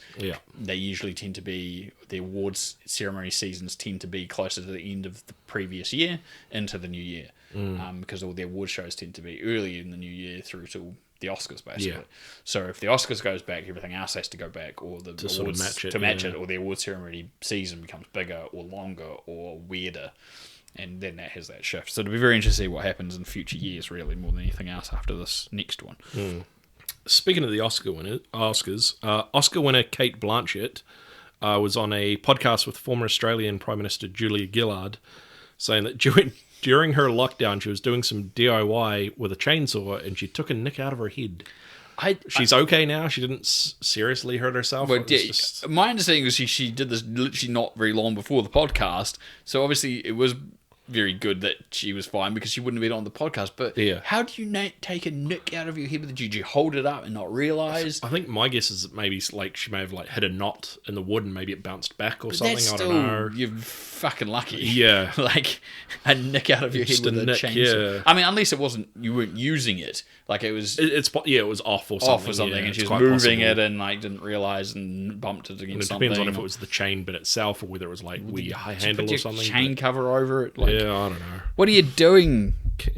That's like good on you for doing it yourself. But, yeah, but horrible way to. Yeah. Nah. No, I don't want to think about this. Okay, we'll move on. So I saw on Facebook that Kevin and his daughter Harley Quinn Smith had gone to get drive-through coronavirus tests. And Kevin Smith said that it made him tear up and glad that he hasn't done coke. We've talked about this a little bit outside of the podcast. Like, it's not a great experience. Like, I've talked to people who have had to do the test and said how horrible it is. But we've talked about this. The idea of getting it in the car is worse to me because if you do any tests or anything, you're in a clinic or whatever, and you've got room, and if you have to do something where you have to put your head back, at least you've got space. They usually they get you to lie down or they do it somewhere where it's comfortable. But here they're trying to do so many tests very rapidly, and you're just driving up in your car, and you're literally in your car, so like stick your head back as far as you can because you got your seat behind you, so you're just kind of going to turn sideways, but still be close enough to the window so they don't have to reach too far in, and kind of like lean back. So, and people trying to do this fast. I'm doing this while I'm talking. This is ridiculous. But like trying to do charades. It's those charades. But it makes the whole process must be way more painful than it would be if you were just in a clinic and getting the test because they're trying to get it in there. They're trying to reach inside a car and up your nose and into your head basically, and you're leaning back and they're trying to do it at a reasonable pace because there's a line of bloody cars behind you. It doesn't seem like a fun experience. So no, probably doesn't make it any better, to be honest. No, and I saw the video as well. I didn't see it live. I saw it after it was live, and it's kind of funny because it's like you see him tear up, and you're like, oh, it really doesn't look comfortable. But he throws out the line that he's glad he hasn't done coke. Kind of makes it, I guess, a little bit better and takes your mind off of it that he's still cracking jokes. That seems very Kevin Smith, doesn't it? I mean, he tells a story very well, and he can make an event like that seem.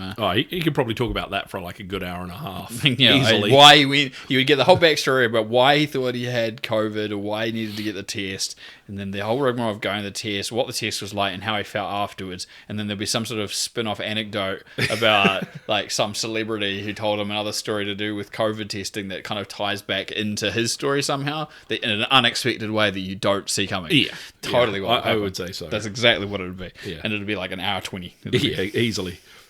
Speaking of Kevin Smith, he has apparently watched B&T, Bill and Ted Face the Music, sorry, B&T, while high recently and said it was wonderful.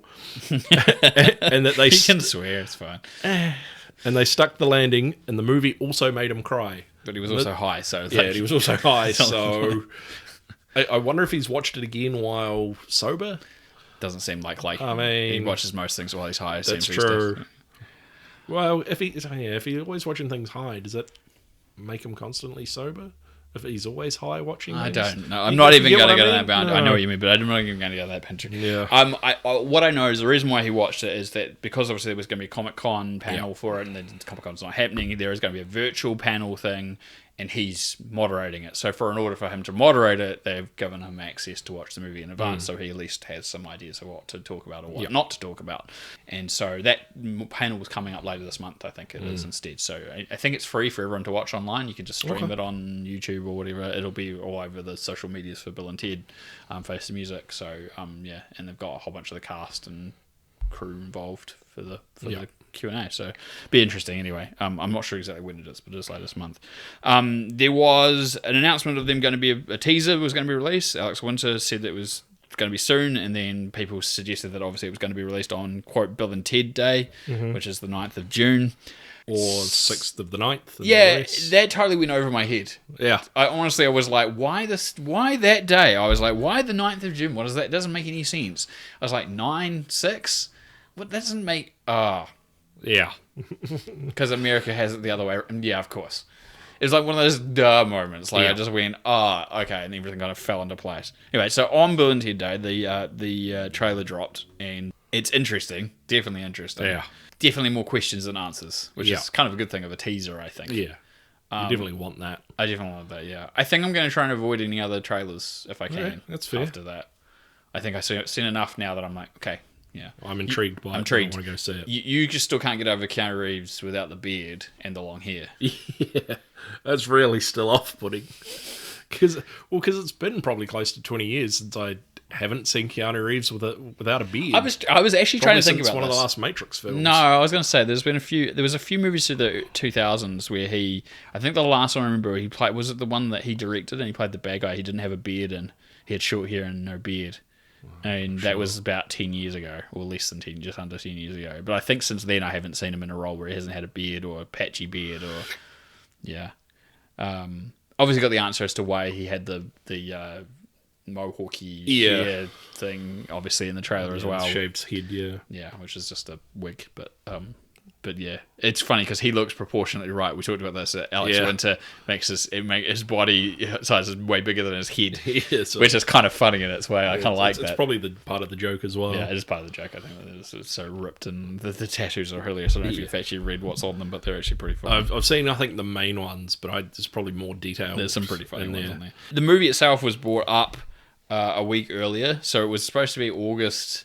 So 21st or something like 20th, around then, 21st, and then it got brought up, and then it got pushed back 2 weeks. So now it's actually technically a week later. So it comes now on then its original release. Yeah, the 28th, I think it is. So it's simply because there's shuffling going on, which we'll get to in a second as well. But all this shuffling of all these movies means it's kind of been stuck in the middle, and its date was picked ages ago, and they've tried to really not move it too much. Obviously, bringing it up a week was just because they saw the opportunity to kind of bring it out earlier if it could be, to help cinemas, but obviously now that's changed. I've seen lots of people getting very upset and hoping that it doesn't get a non-cinema release, and other people saying it doesn't matter what it gets released on, as long as it gets released, we're keen to see it. I think obviously that box office thing, if it comes out roughly in the same time and it's a good alternative to what else is on, I think Mulan's now due out around, and we'll talk about that around the same time. It might get an audience and might make some more box office than perhaps it was otherwise would have if it had just come out as per normal in August as planned with no pandemic on. So we'll see what happens anyway.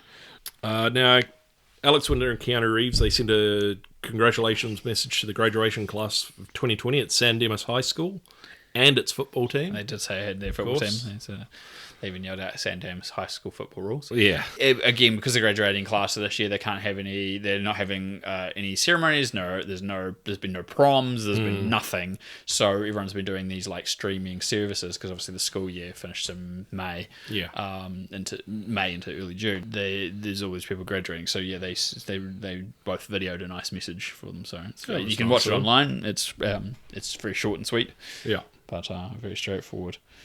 You saw this. I'd seen this as well, but I think you saw more details, and then I saw a little bit after. Yeah, so the Metro Center Mall in Phoenix, Arizona, where Bill and Ted Excellent Adventure was filmed, is closing its doors after 47 years on June 30th. I saw lots of people making pilgrimages from surrounding states. Literally, one guy said he drove 7 hours, one guy drove 8 or something.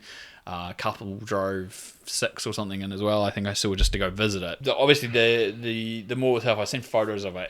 It's a shell of a mall as it is now because most of the stores had already closed and had been moving out, and that's part of the problem. Probably known in advance. Yeah, so apparently what was happening is that the mall was already not in great shape pre-COVID, and then when COVID happened, all these stores obviously couldn't be open. The mall shut down, and then stores that were not were just local to that area. Some of them closed, some of them shuttered, and some of the other retailers have been like, well, we'll just have to look for somewhere else to move to, so they're moving, and then the mall management said we can't keep them all open in a state where there's too many empty shops, and then basically gave them a range.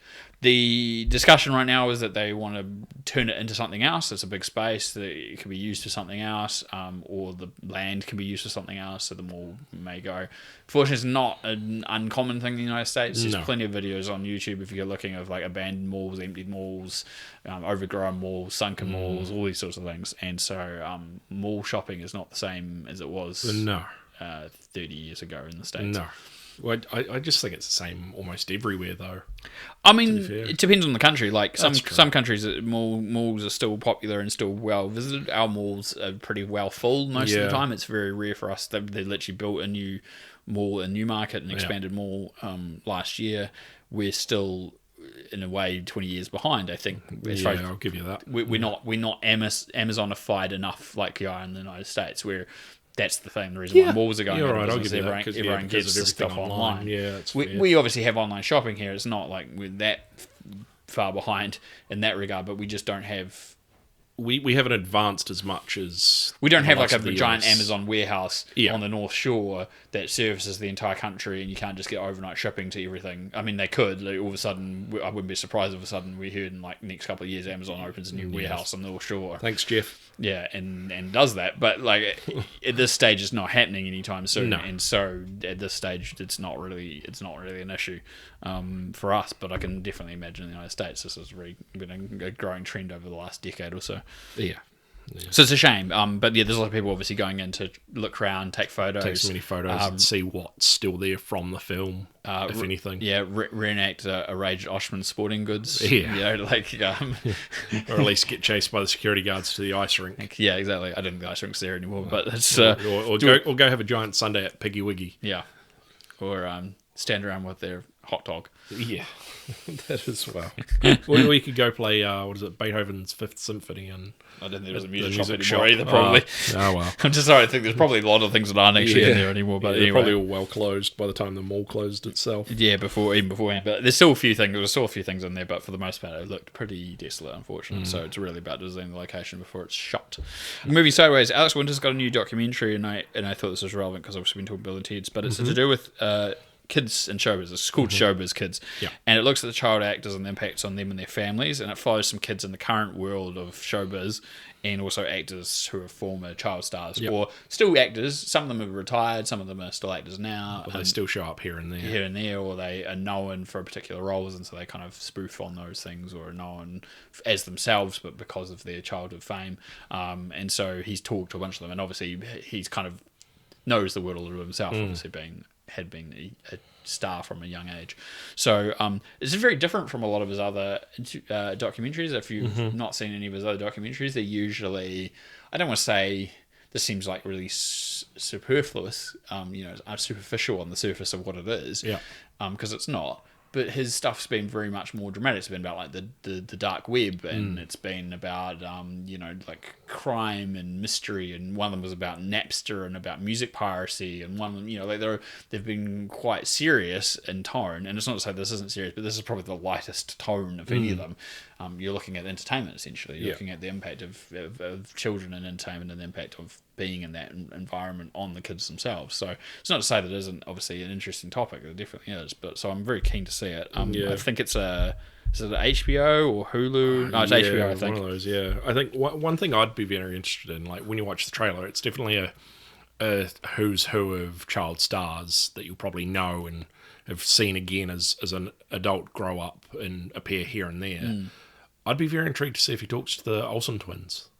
I don't know. I feel like he probably won't. I feel like they don't talk. They don't want to talk about these things. I wouldn't be surprised if he tried. Yeah, he'd probably say some sort of not ramble, but probably have something about it. Say, try to catch up with these people, but they didn't want to be a part of it or something. What's really interesting with most of his documentaries is the way he frames them is he lets the people involved speak. He doesn't really get... He just lets the talking heads explain the story. Yeah. But in this case, because of the content, I don't know how that quite works. Then there probably has to be a narration to kind of frame the idea of what it is to be a child star. So I'm assuming one of the actors or someone who's not interviewed is a narrator. Yeah. I assume there's a former child star narrating it. If it's not him, it's not getting Keanu to come and do it, which he did for another one of his. He's letting the people tell the story, but it's kind of hard when they're all distinctly different stories, but all with the relation of being a child actor. Yeah, and they've all got similar stories. Yeah, but individual enough. Yeah. You know what I mean. So it'd be interesting to see. But I'm definitely, as I said, his track record of documentaries are absolutely really good. Most people, I mean, now obviously we're talking about it because it's like, oh, Alex Winter's doing a documentary. But when I saw the first one of his documentaries, firstly I didn't know he directed it.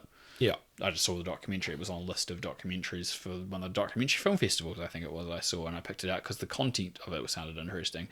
Didn't see who the director was. It wasn't until I turned up and read the information about it. I was like, oh, it's Alex Winter, okay. Liked it because of the documentary nature, and I think lots of people probably saw a lot of his documentaries not knowing it was him and who he, or even if they knew who he was, a lot of people probably slightly surprised by it. Well, only when someone says, "Oh, I saw this documentary was by this guy Alex Winter," and then someone else goes, "Oh, the guy that was in Bill and Ted," and they're like, "What?" Like, they probably didn't even know that. Yeah. So they're good documentaries on the surface level, so don't let it be that it's Alex Winter or Bill and Ted related, to be a good or a bad thing. It's just they're good documentaries. So. Now you've put this down here. Now, John Wick was apparently supposed to be called Scorn originally. It was only changed because Keanu Reeves kept referring to it as John Wick, even publicly. And then the marketing department at Lionsgate thought the free marketing was worth it and changed the name. Yeah, I thought that was a great anecdote. That's fair. That's a fair call. I don't. That tells me one of two things: either Keanu Reeves just was like enamored with the name of the character and just liked it, or he thought that the name was terrible and just kept calling it John Wick, hoping that it would change. Yeah, one or the other, and either of them are fine. Here's the question though: if it was originally supposed to be Scorn, was John Wick the working title? Because movies have working titles sometimes. I don't know. So. I did read. I remember where the name came from. The last name came from. I think it was like one of the writers had. I think it was like a family name or something. He'd already read something and had it, and he thought it was a very interesting last name, and that's why it turned up. And John was just because it was really the most common name they could think of. So yeah, I don't know. I'd be very interested to know. But I just thought that was a really interesting anecdote. I just thought it was hilarious. It also begs the question now, with John Wick 2 and Parabellum have come out, have they been called Scorn 2 and 3 as a working title? Like, have they just gone whole hog with this? Yeah, there's a behind the scenes. It's a the script is Scorn 2. The next one is like Scorn 4, as a working title. I'm really glad they changed that title because it sounds terrible. Like, it's not a bad word. It's just like, I'm going to go see the new Scorn flick. Yeah. It just doesn't have the right tone. I'm going to go see the new John Wick. That sounds okay. Yeah. I'm going to go see the new Scorn. It sounds like... John Wick sounds intriguing. It sounds intriguing. Scorn just sounds like it's like a rejected 80s action title, Scorn 4, The Revenger. No, what I was going to say is that it sounds like a very bad Ben Stiller film in Tropic Thunder. But that's... What's that one? Scorched. No, it's not Scorched. It's... No. Scorcher. Yeah, there we go. Sorry, yeah. Close enough. There's several of them, and then there's that's good. That's what I mean. It sounds like a movie title within a movie. Yeah, but that's what I mean. It does sound like. But that's the idea of what Ben Stiller was going for. Was like those cheesy, one-word titles, action movie, kind of out of date, with ridiculous sequels. Yeah. So thanks, Keanu. You've changed the name of a movie and made it better. Speaking still of Keanu Reeves, Matrix 4 started filming again just this last week in Berlin. So it's finally got underway. The whole shoot in America had already been done and finished before coronavirus. And they were actually in the midst of moving to the production to go to Berlin, and then all the productions got shut down, so it just got suspended. So, again, nice to hear that it's up and running. Germany's had low number of coronavirus cases, and new ones anyway recently, so obviously they're happy to have them come in. And I think that's like all the other productions we've been talking about, just putting safeguards and making sure everyone's tested, checked. distancing, all this sort of stuff, just to make sure that they can proceed. There's been photos and videos already showing various people, Keanu Reeves, Karen Moss, Neil Patrick Harris, and other people from the movie and crew on set. So obviously it's going ahead. We were talking about movies moving earlier on, so this is my big movies moving section.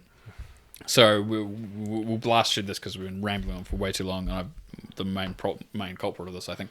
So, as I was talking about, Tenet has been moved back to July 31st from the 17th. That was the first announcement, and then they said that they were going to put Inception instead out on the 17th because it's 10 years exactly to the day its release came out. Okay.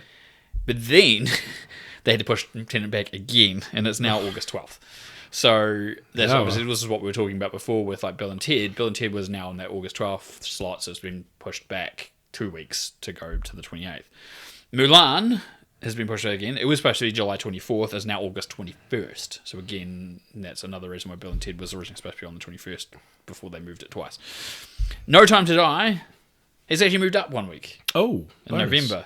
So it depends on the market you're in, because there's already some areas there was a release difference anyway. Whether or not that holds will all depend on any more shuffling, I guess. Wonder Woman 1984 delayed again from August till October 2nd.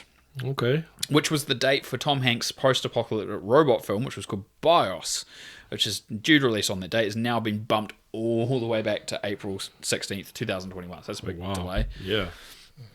Godzilla vs. Kong was supposed to be coming out in November, which is actually where now... that's the date that Bond's now coming out on. Yep. But now it's been pushed back to... Godzilla's been pushed back to May 21st. 2021. Yep. Which was the date for The Matrix 4. Which is now instead coming out on the 1st of April, 2022.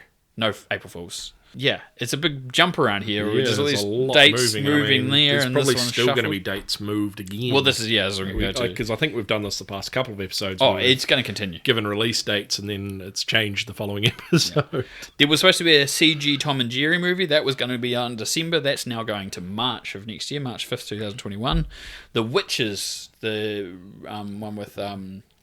Anne Hathaway, I was trying to remember, was supposed to be coming out in October, has been removed from the schedule entirely at this stage, and it's been expected that it'll just move sometime next year, but nothing's been set yet. They've just not picked a new date.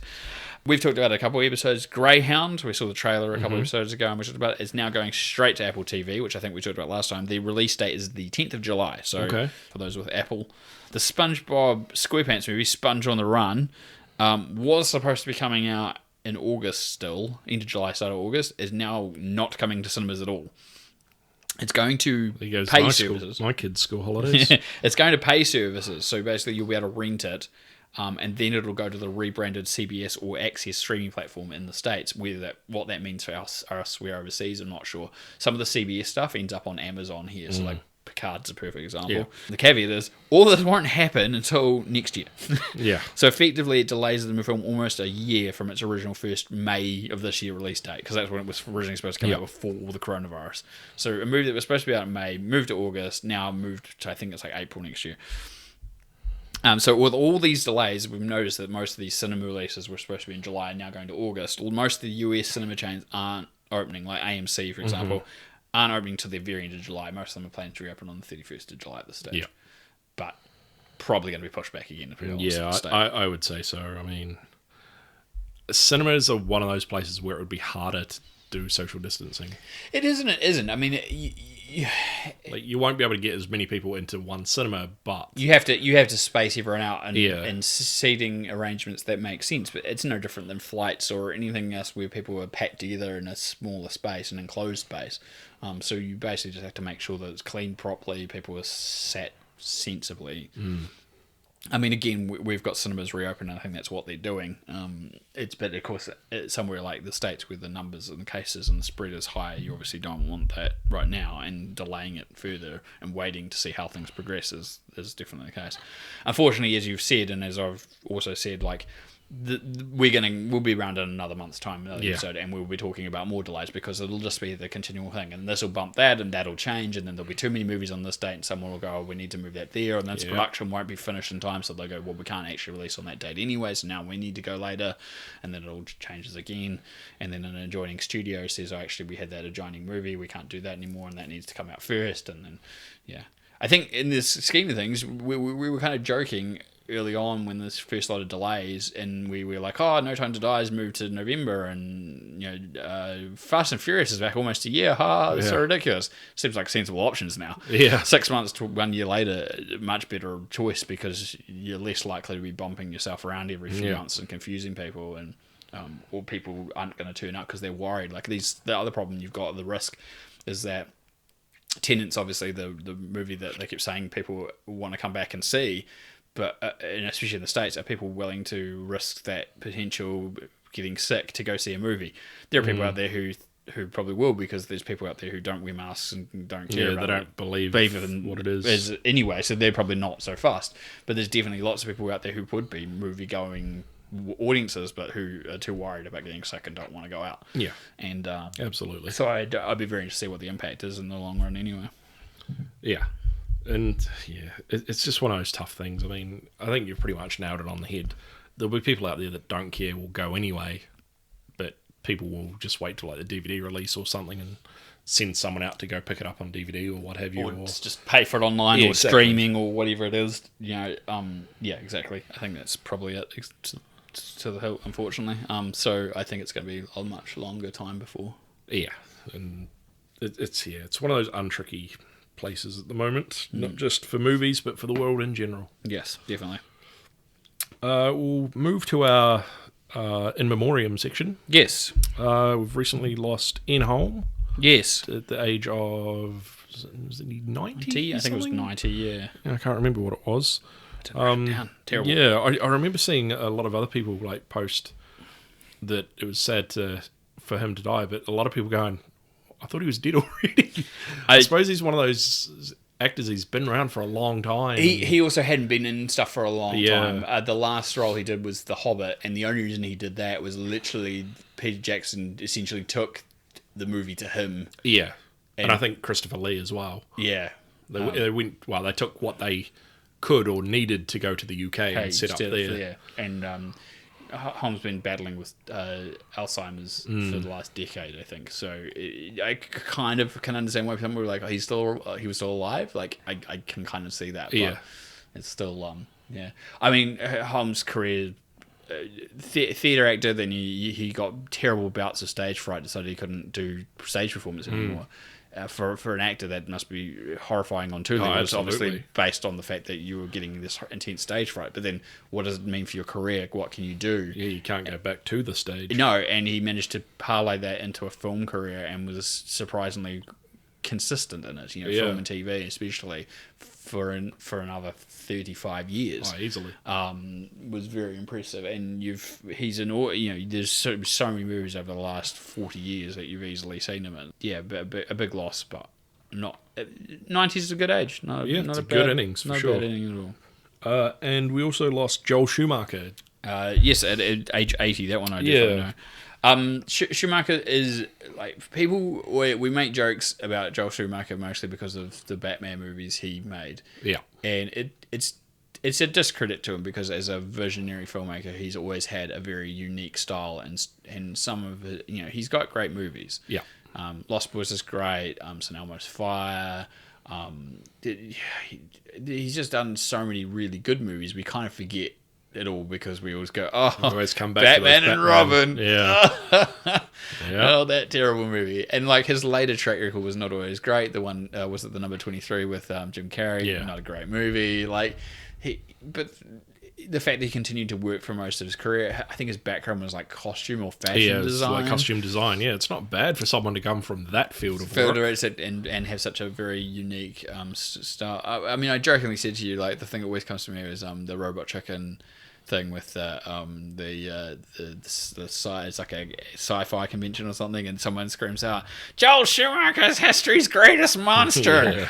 But it's like the least true, and that's kind of the joke. Like that's the idea behind the joke, is that's like such an exaggerated statement that some sort of weird nerdy fanboy might make. That Joel Schumacher is like the worst thing to happen.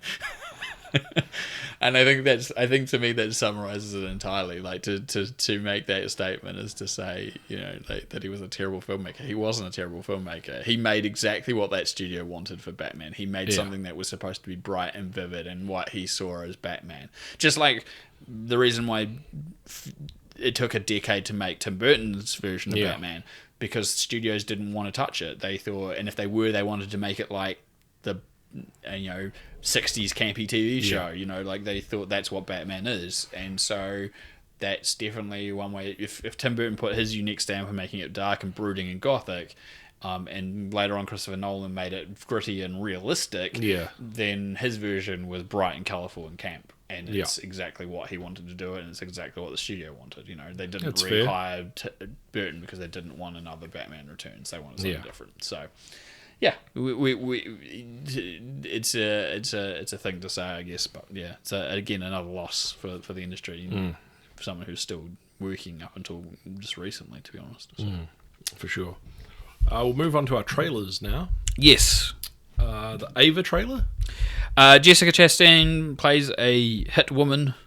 But she seems like she goes off protocol from some sort of shadowy agency. It's a very all-star cast. Oh, yeah. I was surprised at how many people I knew. Too. That's why I put it on the list, because I was like, generic. It feels very generic. Yeah. Like, Luc Besson did a movie with a female assassin a year or so back, or if you remember, Anna, and it felt a little bit like that without the Russian agency kind of KGB kind of angle.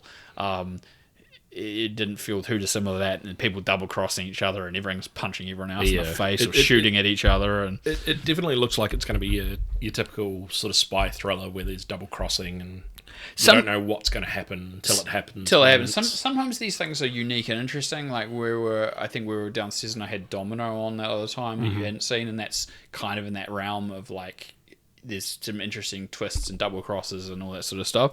So if you get the right twists and turns and isn't too dull and cliched, then you can do something interesting. And I feel like there's one of two things to get that cast.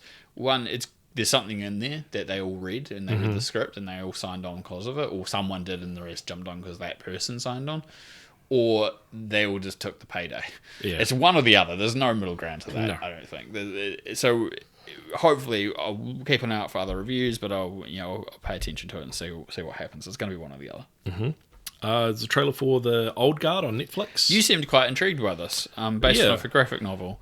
Charlize Theron, like a squad of, again, assassins kind of. Yeah, they look like assassins or mercenaries of some sort. Kind of, but the thing with them is that they can't die easily or conventionally.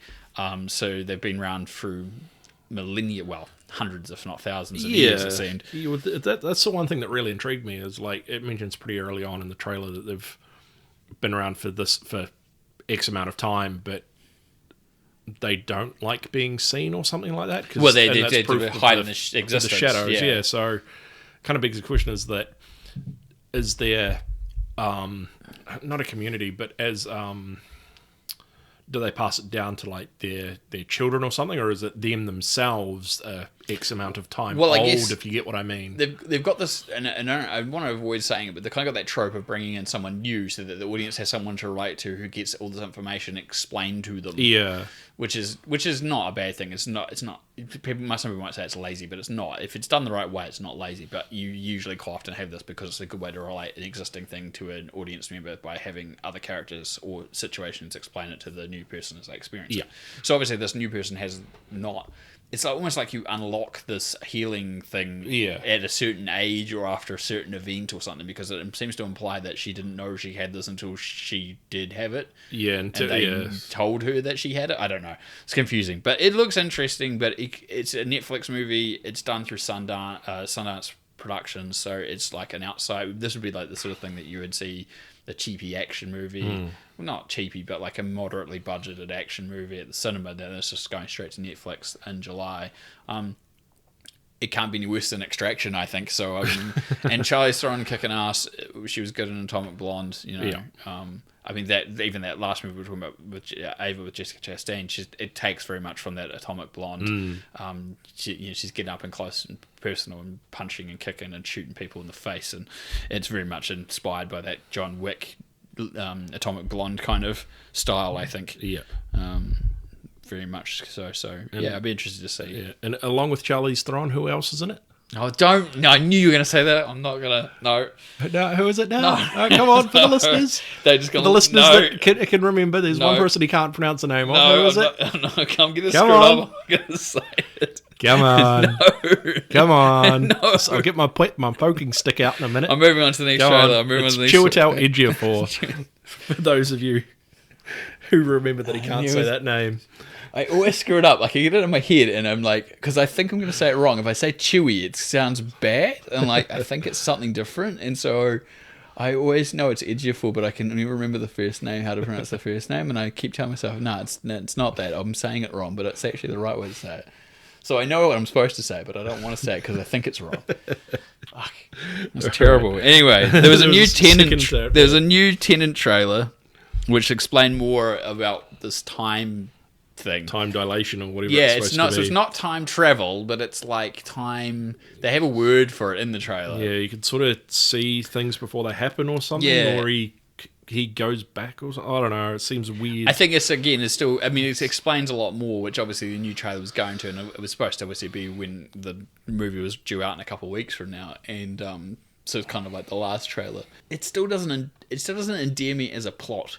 Like, it's intriguing because there's stuff happening that's weird and confusing, but I still don't have enough information about what is actually going on around it for me to care. Does that make sense? Yeah. Yeah, okay. At least to me, I don't know about the listeners. If anyone else is listening and they're like, what the fuck's he talking about? Then cool, I failed miserably. But I think it made sense. It's just that even that we saw the IMAX thing, right? Yeah. All I could tell you about that is that he was trying to rescue a dude, and there was other people that were also there to take the guy or kill the guy, but they didn't care what they were doing. But the guy was infiltrating as part of the group, and then double crossing him, and then there was other people part of his collective, and they were also there to support him. It was very confusing. Yeah.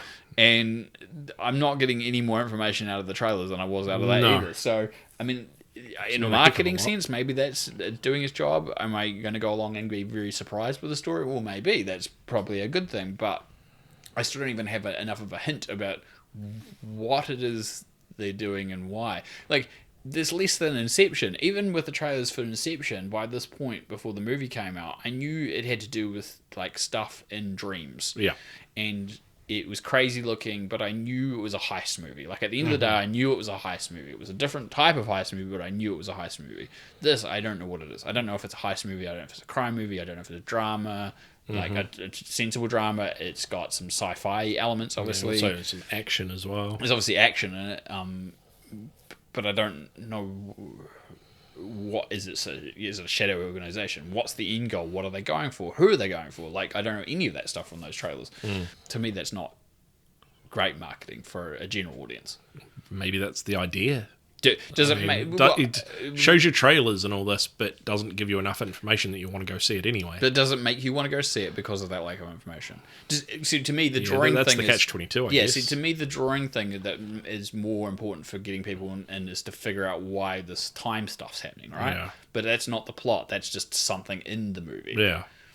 The plot is not explained, really. No. It's very vague, and there's lots of bits of dialogue, but they don't really mean a lot. No. And I think they're really reliant on the gimmick of the time thing than what the actual movie plot is. The movie's plot will be fine. It's a Christopher Nolan film. I'm sure it'll make some sense. I have more information about Interstellar than I did for this movie. And you know what I mean? Yeah. Anyway. I'm rambling now. Let's move on. 7500, starring Joseph Gordon-Levitt. Yeah, I didn't really... 7500. I had this suggested to me, the trailer, and I watched it. I went, I like Joseph Gordon-Levitt. He's usually good. He makes some interesting choices.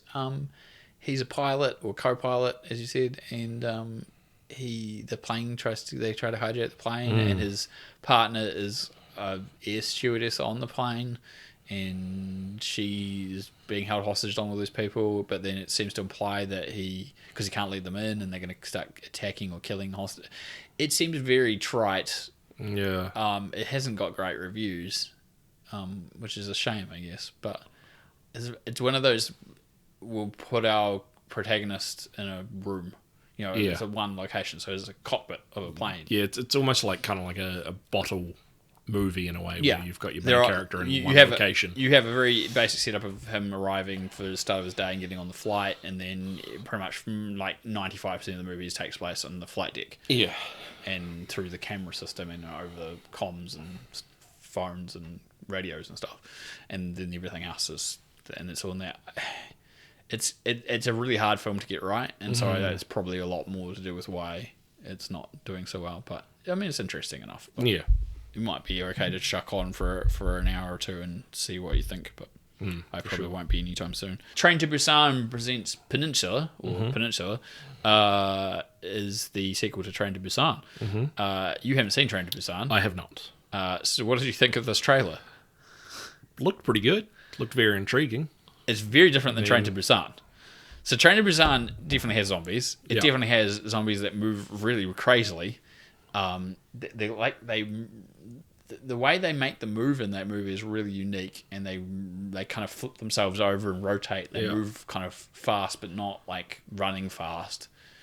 And they've taken that concept and then like added like just madness to it, like car chases and explosions and fighting arenas. It feels like you took a bunch of Buzz concepts and just threw them in a Train to Busan sequel.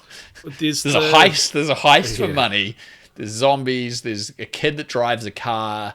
There's explosions. There's guns. There's a fighting arena with zombies that move in a giant pile. See, I'm going to touch on that. Like when I saw that the pile of zombies that come out, I guess to eat on the fresh meat, if you will, I guess.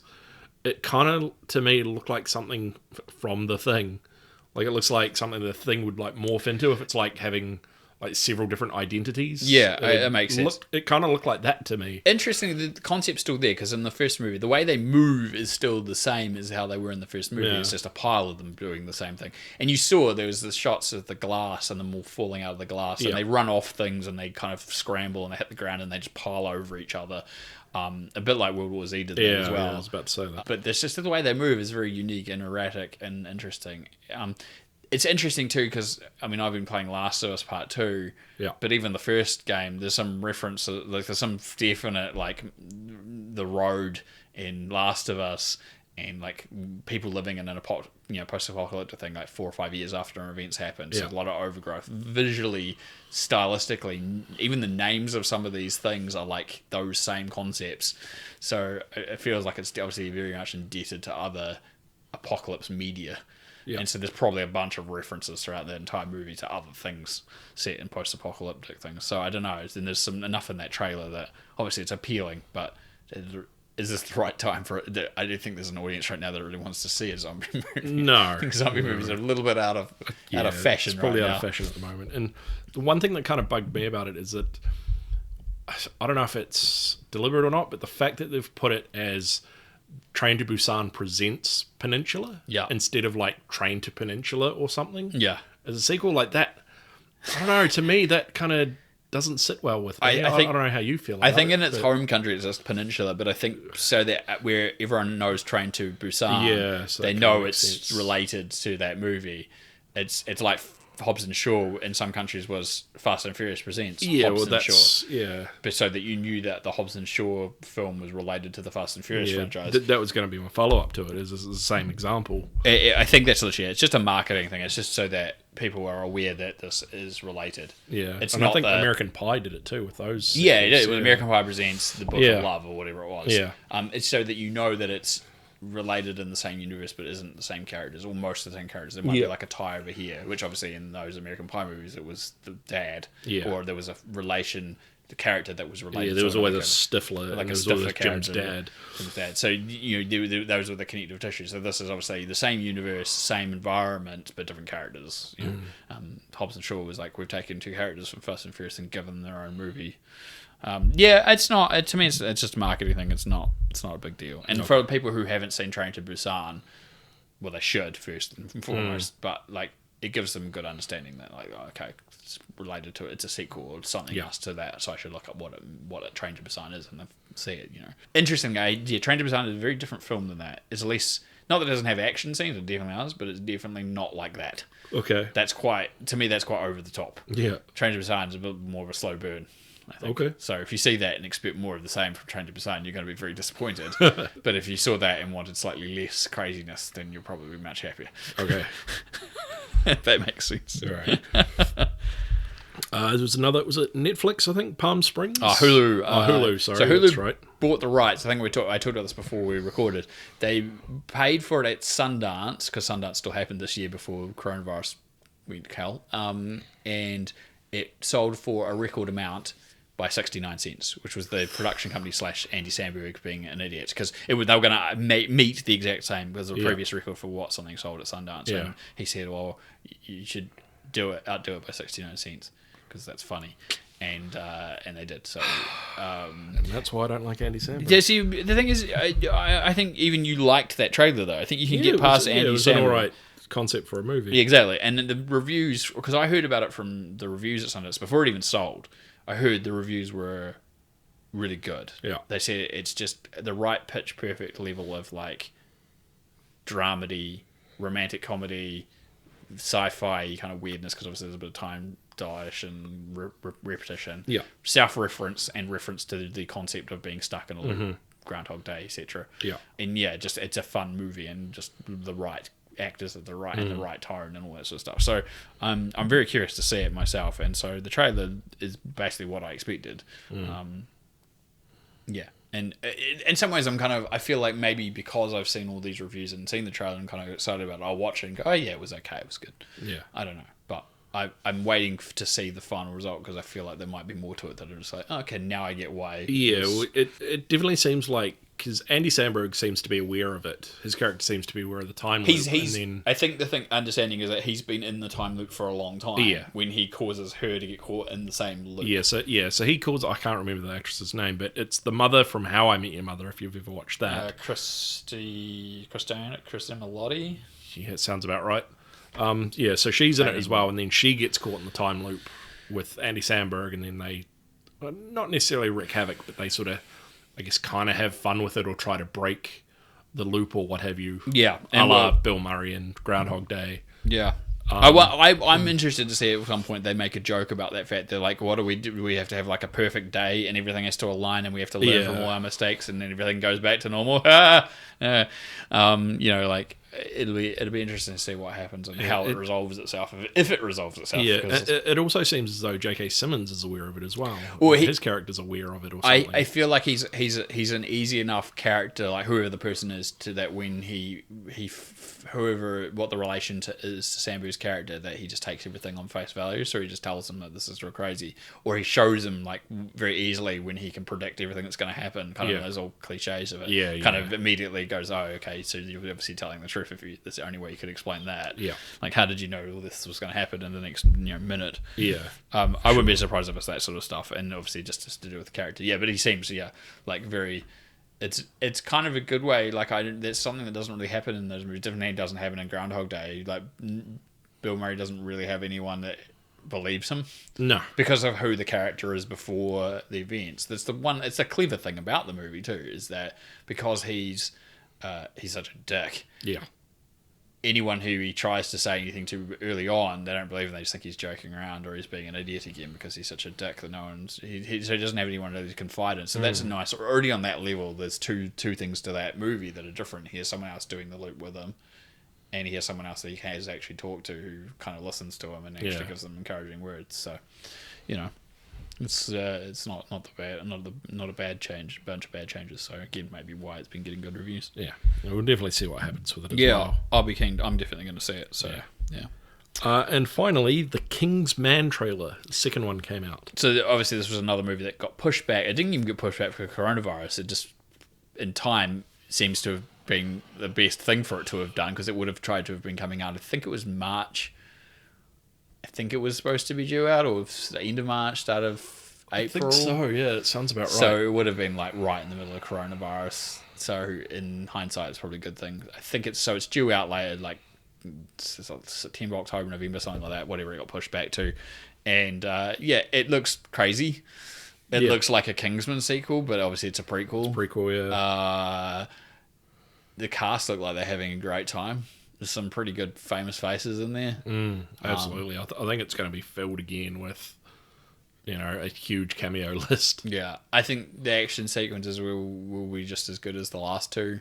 I don't think there's really anything to worry about, and that trailer didn't belie that. And it's kind of, they set up enough interesting stuff in especially the first Kingsman movie, when he's explaining to him about the history of Kingsman, to give enough for you to know enough about what it is, but not enough about exactly how it was founded, that you've got a good plausible reason to make this prequel. It's not. It doesn't feel like an unnecessary prequel, and especially if for some reason there's a good tie-in. As you've alluded to, we've been talking about whether or not there's something connected to the later Kingsman films that would work really well, especially towards the what's supposed to be the third and final of the regular modern of Kingsman, the Eggsy trilogy, if we could call it that. I'd be very interested to see what happens next with it. So yeah, I'm just as keen as I was beforehand. What about you? Still the same thing? Yeah, I mean, it's definitely going to be the same sort of blood splattering and quick action moves and good sense of humour and just silliness, Right. Yeah, that's pretty much it for this episode. I think we're out of trailers, we're out of stuff. Yeah. We were going to do another game, but honestly, we're at 2 hours, so and we kind of think you guys are probably as sick of it as much as we are. I don't know, that could be a lie. I don't think that's the case at all. I think plenty of people would like to hear us suffer our way through another game. We always say this. Yeah. But if you do want us to play, just comment on the next post. Yeah, exactly. Comment on the post of this. Comment on the next one of the posts, so whatever social media that you see this on. As usual, the episodes are on the usual platforms that we have on Podbean, we're on YouTube, they're on Apple, Spotify, etc. They're the usual. So share them around. Just let people know. Give us feedback. The usual guff. Oh my god, my brain is.